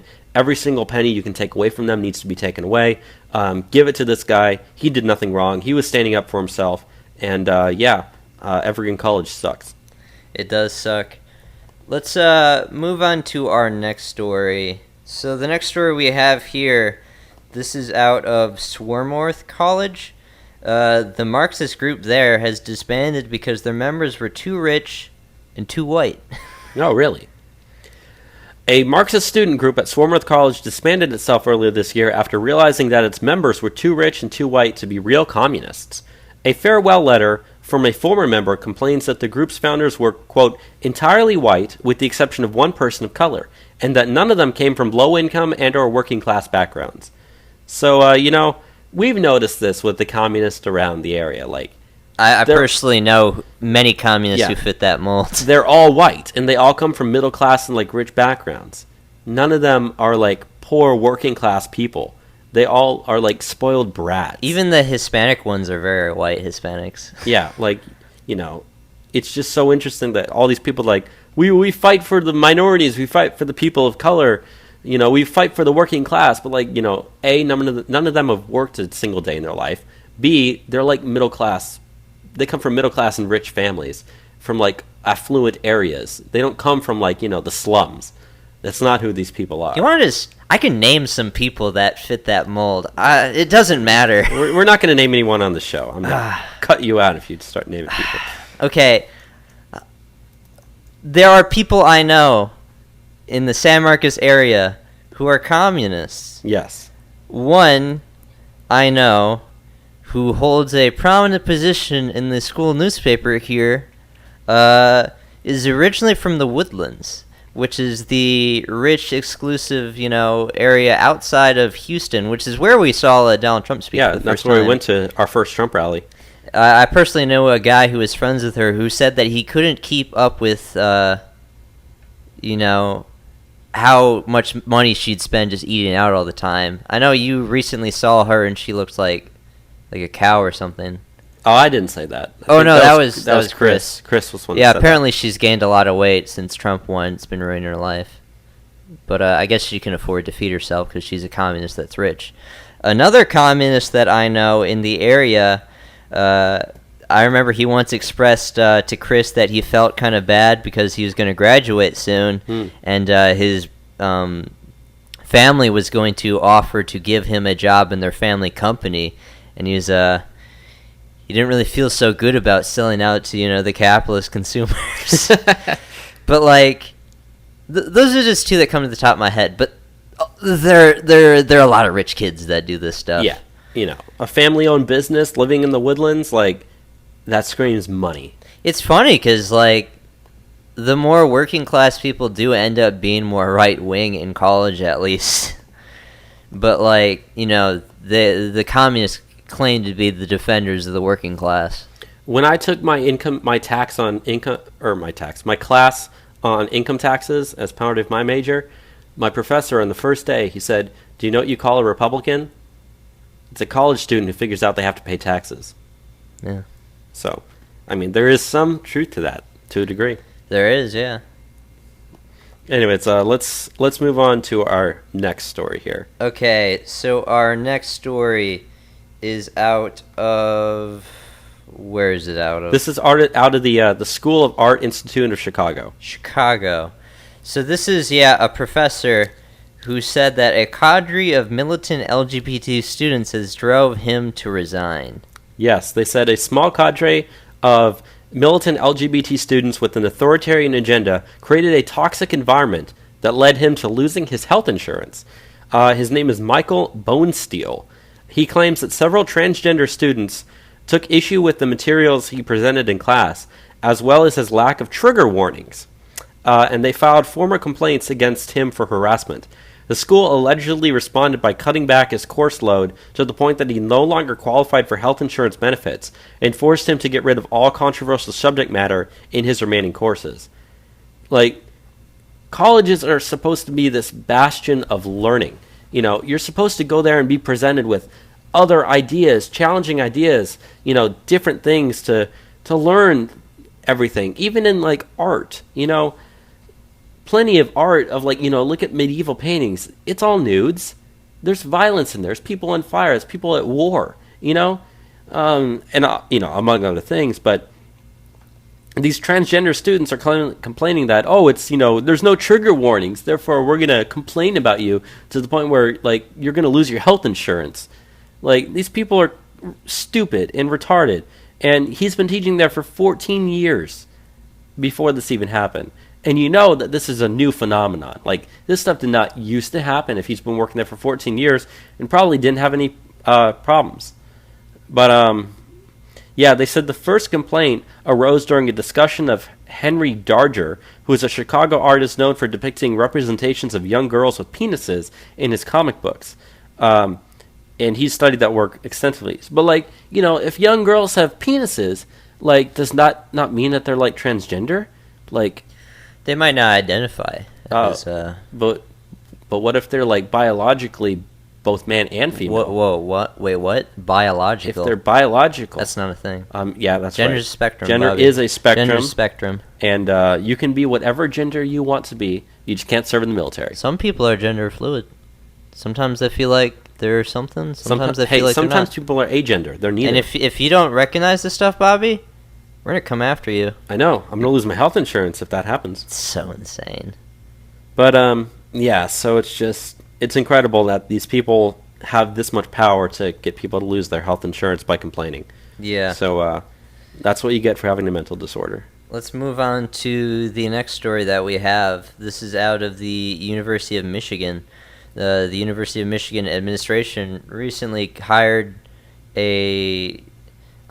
administrators for a cultural appropriation prevention. Yes, they did. The University of Michigan is looking to hire a new bias incident prevention and response coordinator to clamp down on, quote, students of concern and enact cultural appropriation prevention initiatives. The full-time job, which pays between $46,000 and $57,000 a year, oversees the handling of, quote, bias incidents that are reported on campus, as well as various social justice initiatives. The role also has a crisis management component, such as providing a, quote, safe listening space in which to offer compassion, support, and guidance to students after especially severe bias incidents. So We've been seeing the word bias incident a lot when we do this show. I guess that's the new buzzword that they use. What is a bias incident? I think it's supposed to be vague, so then they can attribute it to whom as anything they don't like. I mean, I guess, but yeah, the coordinator is going to be tasked with managing the school's bias prevention initiatives by stopping cultural appropriation. By partnering with other departments to ensure annual respect, both of those are capitalized words, annual respect messaging begins in orientation programs, assisting with various divisional social justice initiatives, enacting cultural appropriation prevention initiatives, and developing strong working relationships with identity-based student organizations. So this guy's job is going to be like to stop white people from wearing sombreros on Cinco de Mayo. Mm-hmm. Make sure you don't have an Indian costume on Halloween. And, promote social justice, because that's what we all need, right? That's what I went to college for, to learn social justice. Now, they said in order to qualify for the position, candidates are expected to possess either a master's degree in a relevant field, such as higher education, administration, or social work, or else have 1 to 3 years experience in a similar role. So, at least they're... they're making an industry for this stuff. Yeah, exactly. I got to tell you, at least they're hiring someone who's qualified. And so, you can't knock them for that. Having mental illness should also be a qualifier. Yes, it should. That's probably a given, though. I mean, there's no person without a mental illness would want to work in that would field want anyways. that job. Let's go into the last story. This comes out of Cambridge University, where a diversity officer went off on something of a rant on Facebook. Yes. Jason Osamidi Ukande, the ethnics minorities officer for Pembroke College at the University of Cambridge, is being investigated after cheering on Black Lives Matter rioters with a very anti-white rant. Now, he said on on Twitter, he said, all white people are racist. White middle class, white working class, white men, white women, white gays, white children, they can all get it. So... Get it? Yeah, get it. What does get it mean? Boom, boom. They can all get it. Yeah. So, even though he made a commitment to ensuring a zero-tolerance approach to instances of racism and racial harassment on his college profile, the 20-year-old... Oh, God, he's only 20 years old. He appeared to revel in the racial violence that was overtaking London. He says, watching these middle-class white people despair over black people protesting in their colonized Dalton is absolutely delicious, he said. So, like, apparently he's unhappy with the fact that white people are trying to stand up for black people that are being victimized. I don't know, but he supports Black Lives Matter, and, like, he's calling for violence against white people. This guy's very vitriolic. He sounds like your average college professor in the United States, really. Yeah, he's very similar. Mm-hmm. But, anyways, they said that apparently CCTV footage appears to show, the riots were over a man who was killed by cops, and the CCTV footage appeared to show that man was brought to the ground by police officers after swallowing an object which was thought to be a package of drugs. And then the guy later on died. But anyways, they said that what's interesting is the professor there, Mr. Okendai, apparently went on to, or he previously apologized for making remarks about white people which were interrupted as racist, tweeting, "White people love playing divide and rule. We should not play their game," and they said that back in 2012. So, anyways, he's a self-proclaimed socialist. Of course. They're always a socialist. Permanent revolution. You know, these people are socialists. Anyways. Kill Whitey.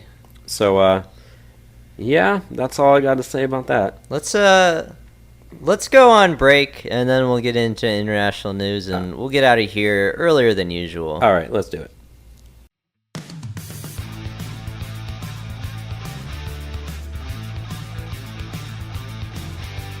Hey, Patriots and Warriors, this is Base Stickman, and you are listening to Trump Republic Radio. We were minding our own business, trying to celebrate the free speech that you think is so important, and you came to our rally and you chanted, "You're fags. Go home. You have low testosterone." And he's been on many very prominent right-wing shows talking about his cause, and that would be Simon Roach of the Sadelanders. Hello Enzo, hello Robert. Thank you very much for having me. Let me say this. It has been my privilege. You won't see it from my perspective, so I'm not going to, it's pointless me trying to persuade you. But you will, let me just tell you, I'm very grateful for this opportunity. I appreciate it very much.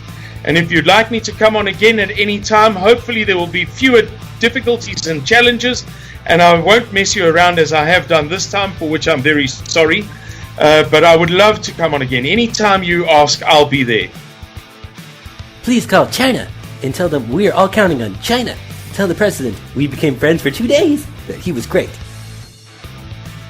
You really have to walk me through this here, because I am not familiar with so much of the terminology. Like, for instance, can you shed some light on what is a cuck? A cuck. How much money will you make today banging that drum for Soros? Soros must pay you good money to bang that drum.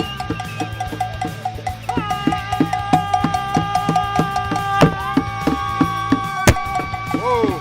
Hey, do you play ping pong?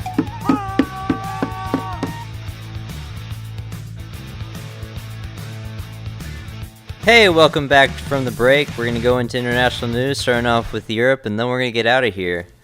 So, the first news we have is out of Sweden, and, as per the case with all Swedish news, it's bad news. Always bad news. But, it's kind of different than what we usually have for Swedish news. Sweden essentially doxed everyone in the country. Do you want to go into some more details? Yes. So it appears that Sweden accidentally leaked the details of almost every single one of its citizens back in 2015, but they only found out about it last week. And so they're like working to change it. So they said the leak allowed unvetted IT workers in other countries to see the details of people registered to Swedish government and police databases. It happened after the government looked to outsource data held by the transport agency, but it did so in a way that allowed the information to be viewed by almost anyone, the critics have said. So, like, anyone who wanted to could have just, like, gone in there and... known where anyone lives, what anyone's phone number is. Yeah. Anything. And the fact that it took them, 2 years now to even notice. Figure it out? Like, who knows who found out about it, but, didn't say anything and copied that information. So, yeah, you're right. Sweden doxed their Sweden country. doxed everybody. Oh, that's Everyone got hilarious. doxed. So funny. Yeah, comical, but actually pretty bad. It is really bad. If I was Swedish, I'd be pissed off. Very angry about that. I'd be pissed off about more things than just that, though. Mm-hmm. Let's go on to the next story. This is out of Germany. We got some polling, which is very interesting. A bunch of different polls, but the most prominent one that starts off all of these different polls that we have here is over 80% of Germans see growing problems in their country with political extremism. Yes, compared to only 12% of respondents who said that political extremism isn't that much of a problem. They also said that 78% believe the German authorities have lost control of the problem. This is to stop for saying, this is a survey done by YouGov and Statista. Yeah, and so that's it. That's a legitimate firm, but Yes. They said that 61% have also thrown their weight behind the idea of enhancing the struggle against all kinds of extremism from the far left and the far right. But here's the thing, though. 46% of respondents believe that radical political parties should be banned. It's like, I'm so glad that we do have whatever freedoms that we freedoms still of have. speech that we do have here in the U.S.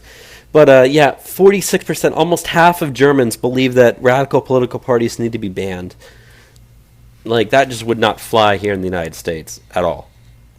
Well, just looking at the first two, okay, 81% believe that political extremism is a growing problem. 78% believe that the German authorities have lost control over the problem. Knowing what we know about the situation in Germany, where you're being flooded with these lawless migrants that are destroying your cities. You also have the Antifa anarchists, which, did what they did in, say, Hamburg during the G20, burning down your city. Like, yeah, there are problems going on, and, it's only going to get worse. Mm-hmm. The authorities aren't stopping this stuff. It just feels like they're leading themselves to civil war. I mean, I think that is the path that they're currently on. I really do. Sadly, I mean... at some point, regular German citizens are going to get so fed up that they're going to try to take their country back. Hopefully. And if that happens, it's going to get violent, and a lot of people are probably going to die. Now, obviously, I don't want that to happen, but I feel like that's where everything's headed for them. Yeah, conflict just feels, just on the edge. Thinking back to those videos from the G20, it was just insane how enthusiastic everyone was about, for just burning and looting and destroying things, and they're doing that to their own city, just in protest. Yeah. Protesting the G20, which has, the same exact, political viewpoints as them. It's globalist. They're globalist. Exactly. It's insane. But Germany's not on good trends at all at the moment. Any other statistics you think worth mentioning, or should we move on? Let's move on. Okay. So the next story we have comes out of Hamburg, Germany, where there was a knife attack that injured 4 people and left 1 person dead. Now, CNN wrote the article first that I found, describing what had happened. It was a 26-year-old man who was born in the United Arab Emirates, but they did not originally provide his name or his citizenship status. Now, they said that they're looking in, and they said they have no possible motives so far, but they're not ruling anything out, including the possibility that it might have been terrorism. Now, what CNN conveniently leaves out is the fact that there were several witnesses to this who heard the guy screaming Allahu Akbar as he was stabbing people. CNN obviously didn't want to include that. So yeah, That'd make them look bad. Yeah, that would make them look bad. But obviously, they have no motive for it yet. But they're not ruling anything out. I can tell you exactly what it was, and that was even though terrorism. he was yelling Allahu Akbar. Yeah, there's definitely no motive when the person's yelling Allahu Akbar, and when you're born in the United Arab Emirates and you're in Germany and you're stabbing people. Definitely no motive there. Crazy incident, but I mean, standard affair for Germany these days, I guess. Mm-hmm. Sadly. Let's go into the next thing we have here. Russia is expelling American diplomats in retaliation to the sanctions talks here in the United States.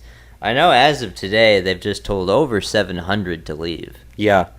But the original article we have is from Reuters, and this was from Friday, so it is a couple of days old before today's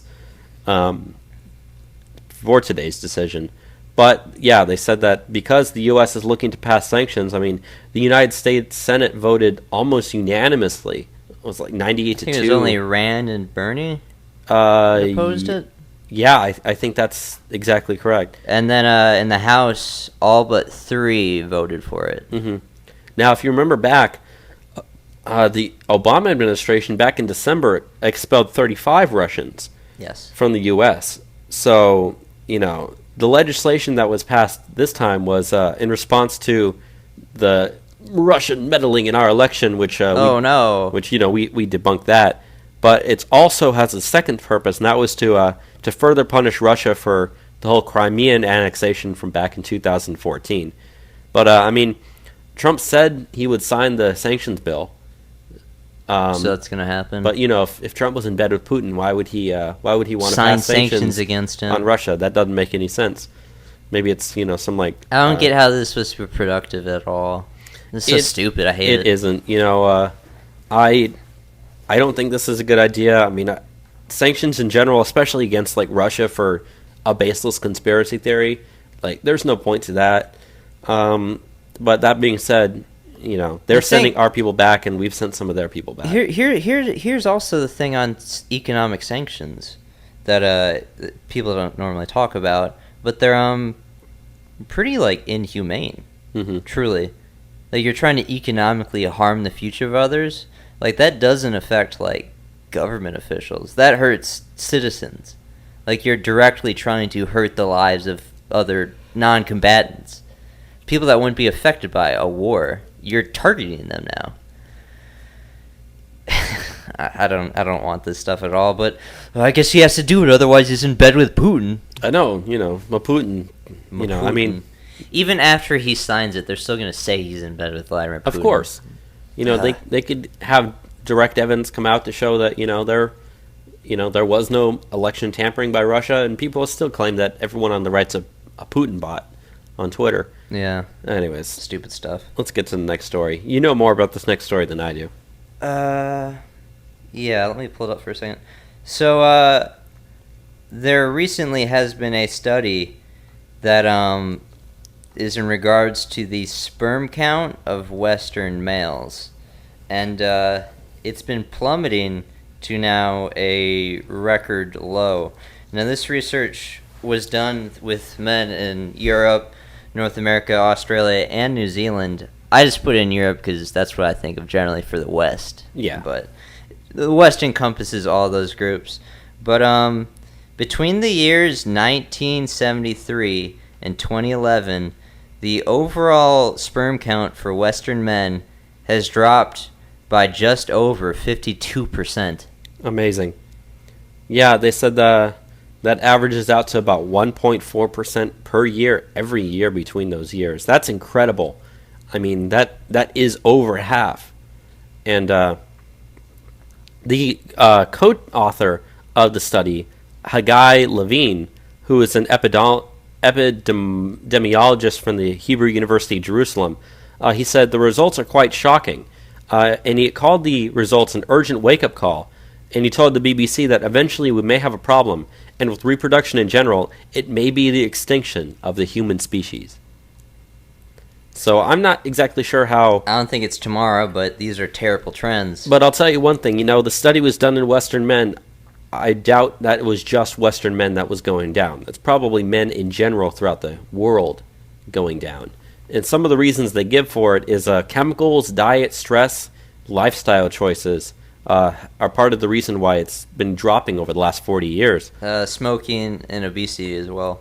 Yeah, and those are factors that kind of, it's not just Western countries that those affect, maybe more so than others, but I can understand what they mean when they say the extinction of the human species, when you consider all those things together. Now we can't reproduce, we stop. Yeah, now they actually said that the trend has not been recorded among men in Africa, Asia, or South America, though the authors concede that fewer studies have been carried out in those regions. So I would like to see a study like this done in other regions in order to find that out. Now, they would have had to have done the study for 40 years to figure it out, so we're not really going to know at all for those other countries, but I bet you other countries are going the same way. Yeah. Although, we know that, Africa is on track to have, by the end of this century, over 4 billion people in Africa. Mm-hmm. So there's no problem with populations coming out of Africa, but across the West, not getting it done. So, not really good stuff. Well, I guess that's why they're replacing us with all the migrants, right? Because we're not going to be able to have as many kids. That's the reasoning that they give us. It's a terrible reasoning, but nonetheless. Let's move on to the last story. This one's also about Sweden. Yes, this is in regards to the rapes that we see out of Sweden. If you do not know, Sweden has all of a sudden become one of the rape capitals of the world, one of the highest per capita rates of rape in the world, only eclipsed by places like Congo, so where rape is used as a weapon of war. But yeah, we have some reports coming out that well, one, I need to set the basis of why this is happening. We have a report here in front of us. 92% of all rapes in Sweden come from men of foreign migrant backgrounds. So the recent influx of migration from, Afghanistan, Somalia, Eritrea, Syria, Iran, all these people that they're bringing in, they're the ones that are doing the raping. If you look statistically, men of Afghan origin in Sweden are 79 times more likely to rape than the average Swedish man. But this is all to bring to light something that's even more unfortunate that's happening there. We have numbers coming out that 43% of all the rapes that are happening in Sweden are carried out on children. So, it's a lot of raping going out. You break that down along lines of gender, 88% are girls and 12% are boys. And when you compare that to adults, 95% are women and 5% are men. Yeah. So that, it gets worse for the women the older they get in terms of percentages of who it happens being victimized. So, Sweden imported this giant population of refugees out of the warmth of their heart, but now they're living with the repercussions of that, and they can't protect their children from this stuff happening to them, and it's really unfortunate, but it's important to know that this stuff's happening. They said that if you look, of that 43%, if you look at that as its own population, 55% of all child rapes were carried out on 0 to 14-year-old girls, whereas only 10% were 0 to 14-year-old boys. 1/3 of all child rapes were carried out on 15 to 17-year-old girls, and 2% of child rapes were carried out on 15 to 17-year-old boys. So, over half of that 43% are younger than 14. Is younger than 14-year-old girls. That's the people that are getting raped here. It's absolutely disgusting. It's what it is. It's hard because, I have family that lives in Sweden, so don't really like knowing that this stuff's happening, but it's happening. So, gotta make light of it. Sweden's already gone. It is. like I said, everyone getting doxxed is the least of their worries. Yep.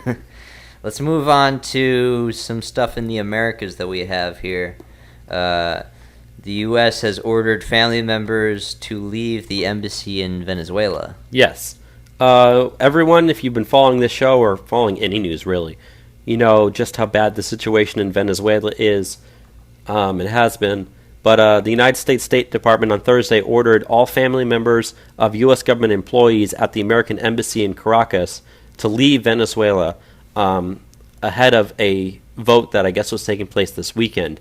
Now, the vote that's taking place this weekend is to give the president of Venezuela more power to scrap their old constitution and write a new one.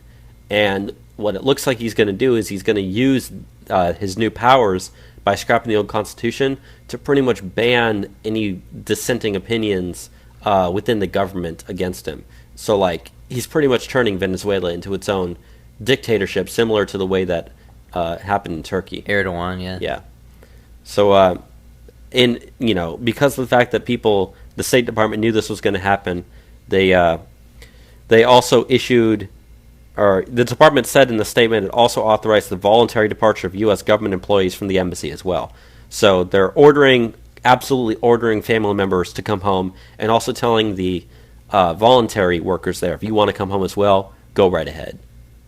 You know, that tells you just how bad that situation is. Stuff's getting really bad. I saw yesterday, I forget what the currency that they use in the World Bolivar. of Warcraft. The Venezuelan Bolivar. No, they use the Bolivar in Venezuela, but I forget what they call the currency of World of Warcraft. It was just like in-game gold currency. Yeah. Currently, that currency has more value than the Bolivar. It does. They said that $1 can get you about, I think it was 8,700 in-game gold in the game. Now, keep in mind, the gold in that game... Now, I don't play the game, but this is what I read. That you get gold by killing, like, enemies in the game, and they infinitely respawn. So you can just, like, you can let it sit there, and you can farm it. So $1 buys you about 8,700 gold, whereas $1 in the U.S. gets you about 9,400 bolivars. So the in-game gold currency that's mineable by just sitting at your computer and clicking a button is worth more than the currency of Venezuela right now. Yeah, we both saw that. That's kind of funny. So, but Venezuela is getting really bad, and the State Department's telling them to get out. So stuff's about to go down. Yep. Let's move on to the story that we have out of Australia.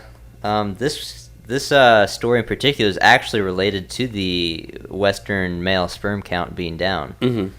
Which, let's just get into it. Yeah. So, a halal food chief in Australia, in a Facebook rant, said that Australian women need Muslim men to fertilize them. Yes. Muhammad El Mokhuli is the head of the Halal Certification Authority in Australia, because I guess they have that. He wrote on Facebook page, he said that Australian women needed male Muslims because men in the country are a dying breed. He said Australian women need us to fertilize them and keep them surrounded by Muslim babies while beer swilling, cigarette smoking, drug injecting, can only dream of what Muslim men are capable of. He added that Muslims have a duty to make meaning Australian women, happy. He concluded that the white race in the country will be extinct in another 40 years if Australia is left to the bigots. He advised Australian men, he said, they better go choose a plot for yourself at your local cemetery. If you can't afford it, commit suicide. So, this was in reference to the dropping of the male sperm count amongst Western men, which, we just went over. It's very obvious how at least this Muslim sees it, and I wouldn't be surprised if he wouldn't be alone in that sort of mindset. Something tells me I really doubt it. So, he feels that it is the duty of now Muslim men to fertilize the Australian women to keep the Australian people alive. And also telling men that they need to go find their own plot at the cemetery, and if it's too expensive, kill yourself. Or kill themselves. I'm not going to swear, but just the arrogance of this, the utter arrogance of this, is dumbfounding. Mm-hmm. And it really should wake you up to these people's mindsets on this. It's disgusting. I don't want those people in Australia. I really don't. Why does Australia even have Muslims? I don't even know. Why did they have a halal food inspector chief, whatever? I don't know. Let's go into Asia. Asia is what we're closing up with this week. Okay. So, this week, North Korea launched, once again, another missile. This was not an ICBM like it was initially reported, though. No, it was I think they said it was an IRBM? Yeah, which I guess is a interregional ballistic missile. It was a test fire, but it was successful. And it landed in the Sea of Japan. So, however, that wasn't really the most important thing because they did launch one a week or so ago. It seems like they're launching one about every other week. However, North Korea now says that their newest intercontinental ballistic missiles have the range of more than half of the continental United States, including New York City and Boston. Now, us here in Texas, I looked at the map they provided. We're actually outside of the range, thankfully. Good. But, New York City and Boston are not exactly cities that I want to see destroyed by a North Korean ballistic missile. Granted, we could shoot those down as they're coming in. But, if they launch one of those, that definitely is an act of war. It is something to be worried about. Now, they said that the missile that they launched earlier this week flew for 47 minutes, traveled 620 miles, and reached an altitude as high as 2,300 miles high. So that thing got way, way up there before it came back down. And that it shows that their current missiles can go considerably farther than we previously thought. And they said that the missile on a standard trajectory could have a range of about 6,500 miles, which, if you draw the circle around North Korea, eclipses more than half of the continental U.S. Wow. However, they said it's unclear if North Korea is going to test one of their newer intercontinental ballistic missiles. So it's unknown even if they will work. I know they had a lot of failed missile launches earlier this year, but it seems like the last few weeks they've had a few successful ones as well. Yeah. Now, that's not the only North Korea story we have. This also ties into a thing that was going on today. Yes. So, today, there were some supersonic Air Force bombers that, with the help of the South Korean Air Force, were practicing a nuke drill in South Korea. There were some nuclear-capable B-1 bombers were escorted by South Korean fighters over the Korean peninsula. And there's a report that says that Donald Trump is going to order a military strike against North Korea within the year, according to a Pentagon source. So, he said in the past that this is a lot closer than people realize. Remember when he brought in the entire Senate to tell them about this? Yeah, I remember that. And so, even though this was a show of force, both of us tend to be more anti-war to begin with, at least, especially anti-war in the Middle East. Isolation. But that being said, North Korea is a huge problem. It is a huge threat. And especially with South Korea being right there. And they've been a threat for a long time. And, Kim Jong-un is, he's an insane little man. But, I'm not going to go out and say that I would support a military strike against North Korea. But if we did, I would hope that, we take out North Korea swiftly and not have to have a full-scale war against them. Yeah. But I'd be okay with the occasional airstrike in Pyongyang. Just solve that problem and not have to worry about it for the rest of human history. North Korea is a ticking time bomb because it's a state that cannot last forever. There's going to be an end to it. And when that happens, you're going to have a refugee crisis like we haven't seen in quite a while. They said that China was deploying troops to their North Korean border to prevent that from happening. So, I'm on China's side. I don't want the North Korean refugees to have to go into China. But, it's so sad that so many of those people are brainwashed. But, yeah, that's crazy. Like I said before, though, South Korea is definitely within range of their nuclear missiles. And if you tried to launch a missile at South Korea, the possibility is it might not get shot down in time. Because if it's going to fly because we said all their missile flew for 47 minutes and only went 600 miles.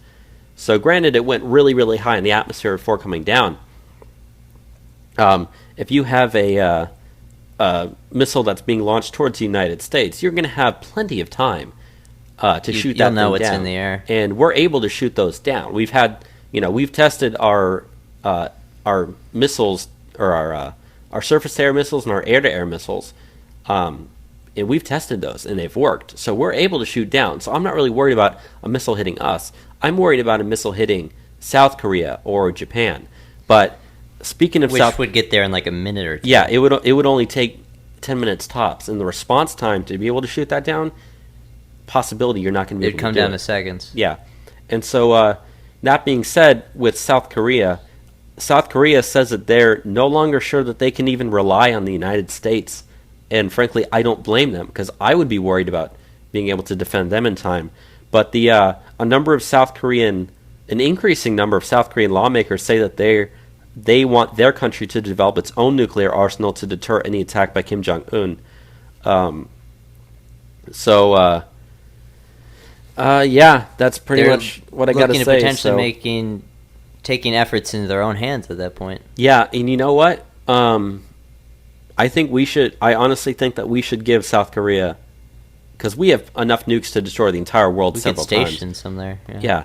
I mean, we have air-to-air, we have missile bases in South Korea to try to shoot down for the protection of South Korea. But that being said, South Korea doesn't have nukes. If South Korea gets nuked from North Korea, if Kim Jong-un launches an ICBM or some other type of missile that has a nuclear warhead and it hits a city like Seoul and destroys it, at that point, the gloves are off. All hands are on deck. You take out all of North Korea within seconds. That's the only option. You nuke Pyongyang 4 times just to make sure. Nuke all their other cities. Make sure Kim Jong-un dies in a blazing hellfire.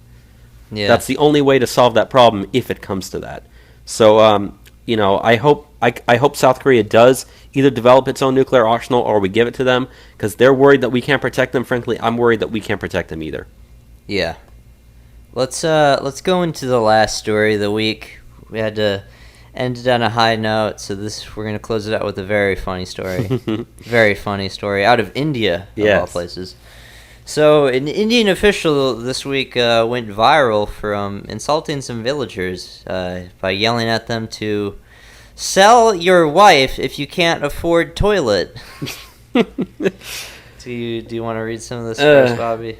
Yeah, so this dude, his name was Kanwal Tunuj. He's a magistrate from the district of Bihar. He made the comments during an event at Jamor Block last Friday, which was aimed at promoting the country's nationwide cleanliness program. I know they have a problem of street defecation there, so... If you don't know about the street defecation problem in India, which I don't think you have reason to believe, or have reason to know about it, nearly half of all people in India use the street for the bathroom. It's like the highest percentage in the world is in India. Nearly half of all, and they have over 1 billion people. It's a lot of people pooping in the streets. Yeah. But he said, "Save the dignity of your women if you can. How poor are you?" And then a member of the crowd said he couldn't afford to pay for a toilet in his home. He responded, "If that is the case, then go and sell your wife.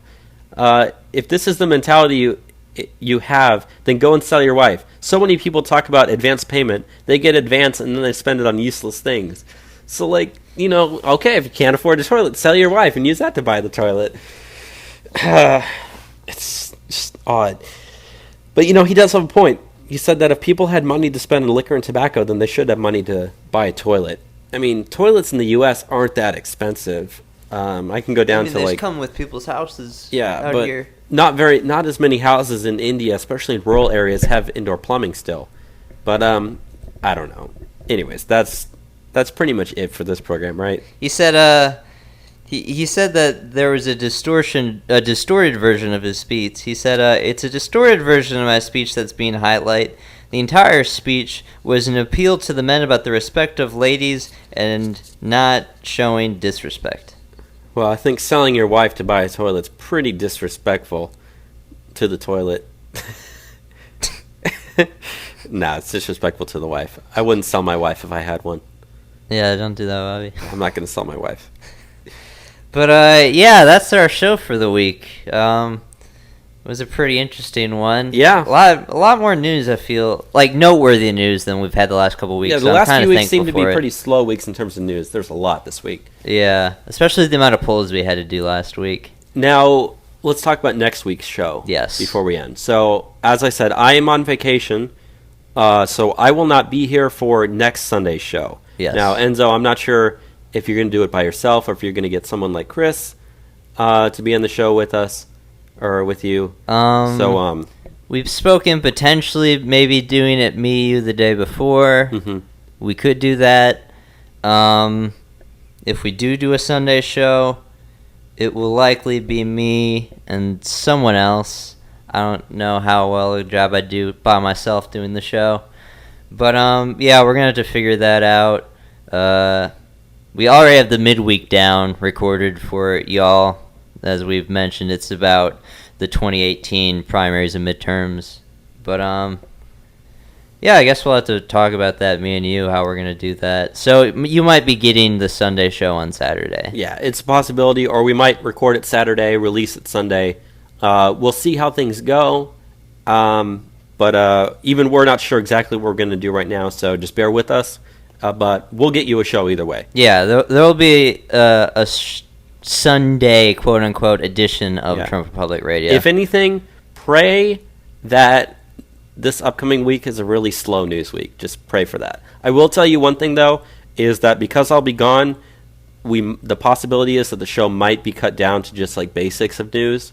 So we might not go into a lot as much detail as we usually do. Some of the smaller stories. If so, it'll just be a 1 week thing. It'll be like the only time, and then 2 Sundays from now we'll be back to the way we normally do it. Yeah. So just bear with us, but we'll get it out.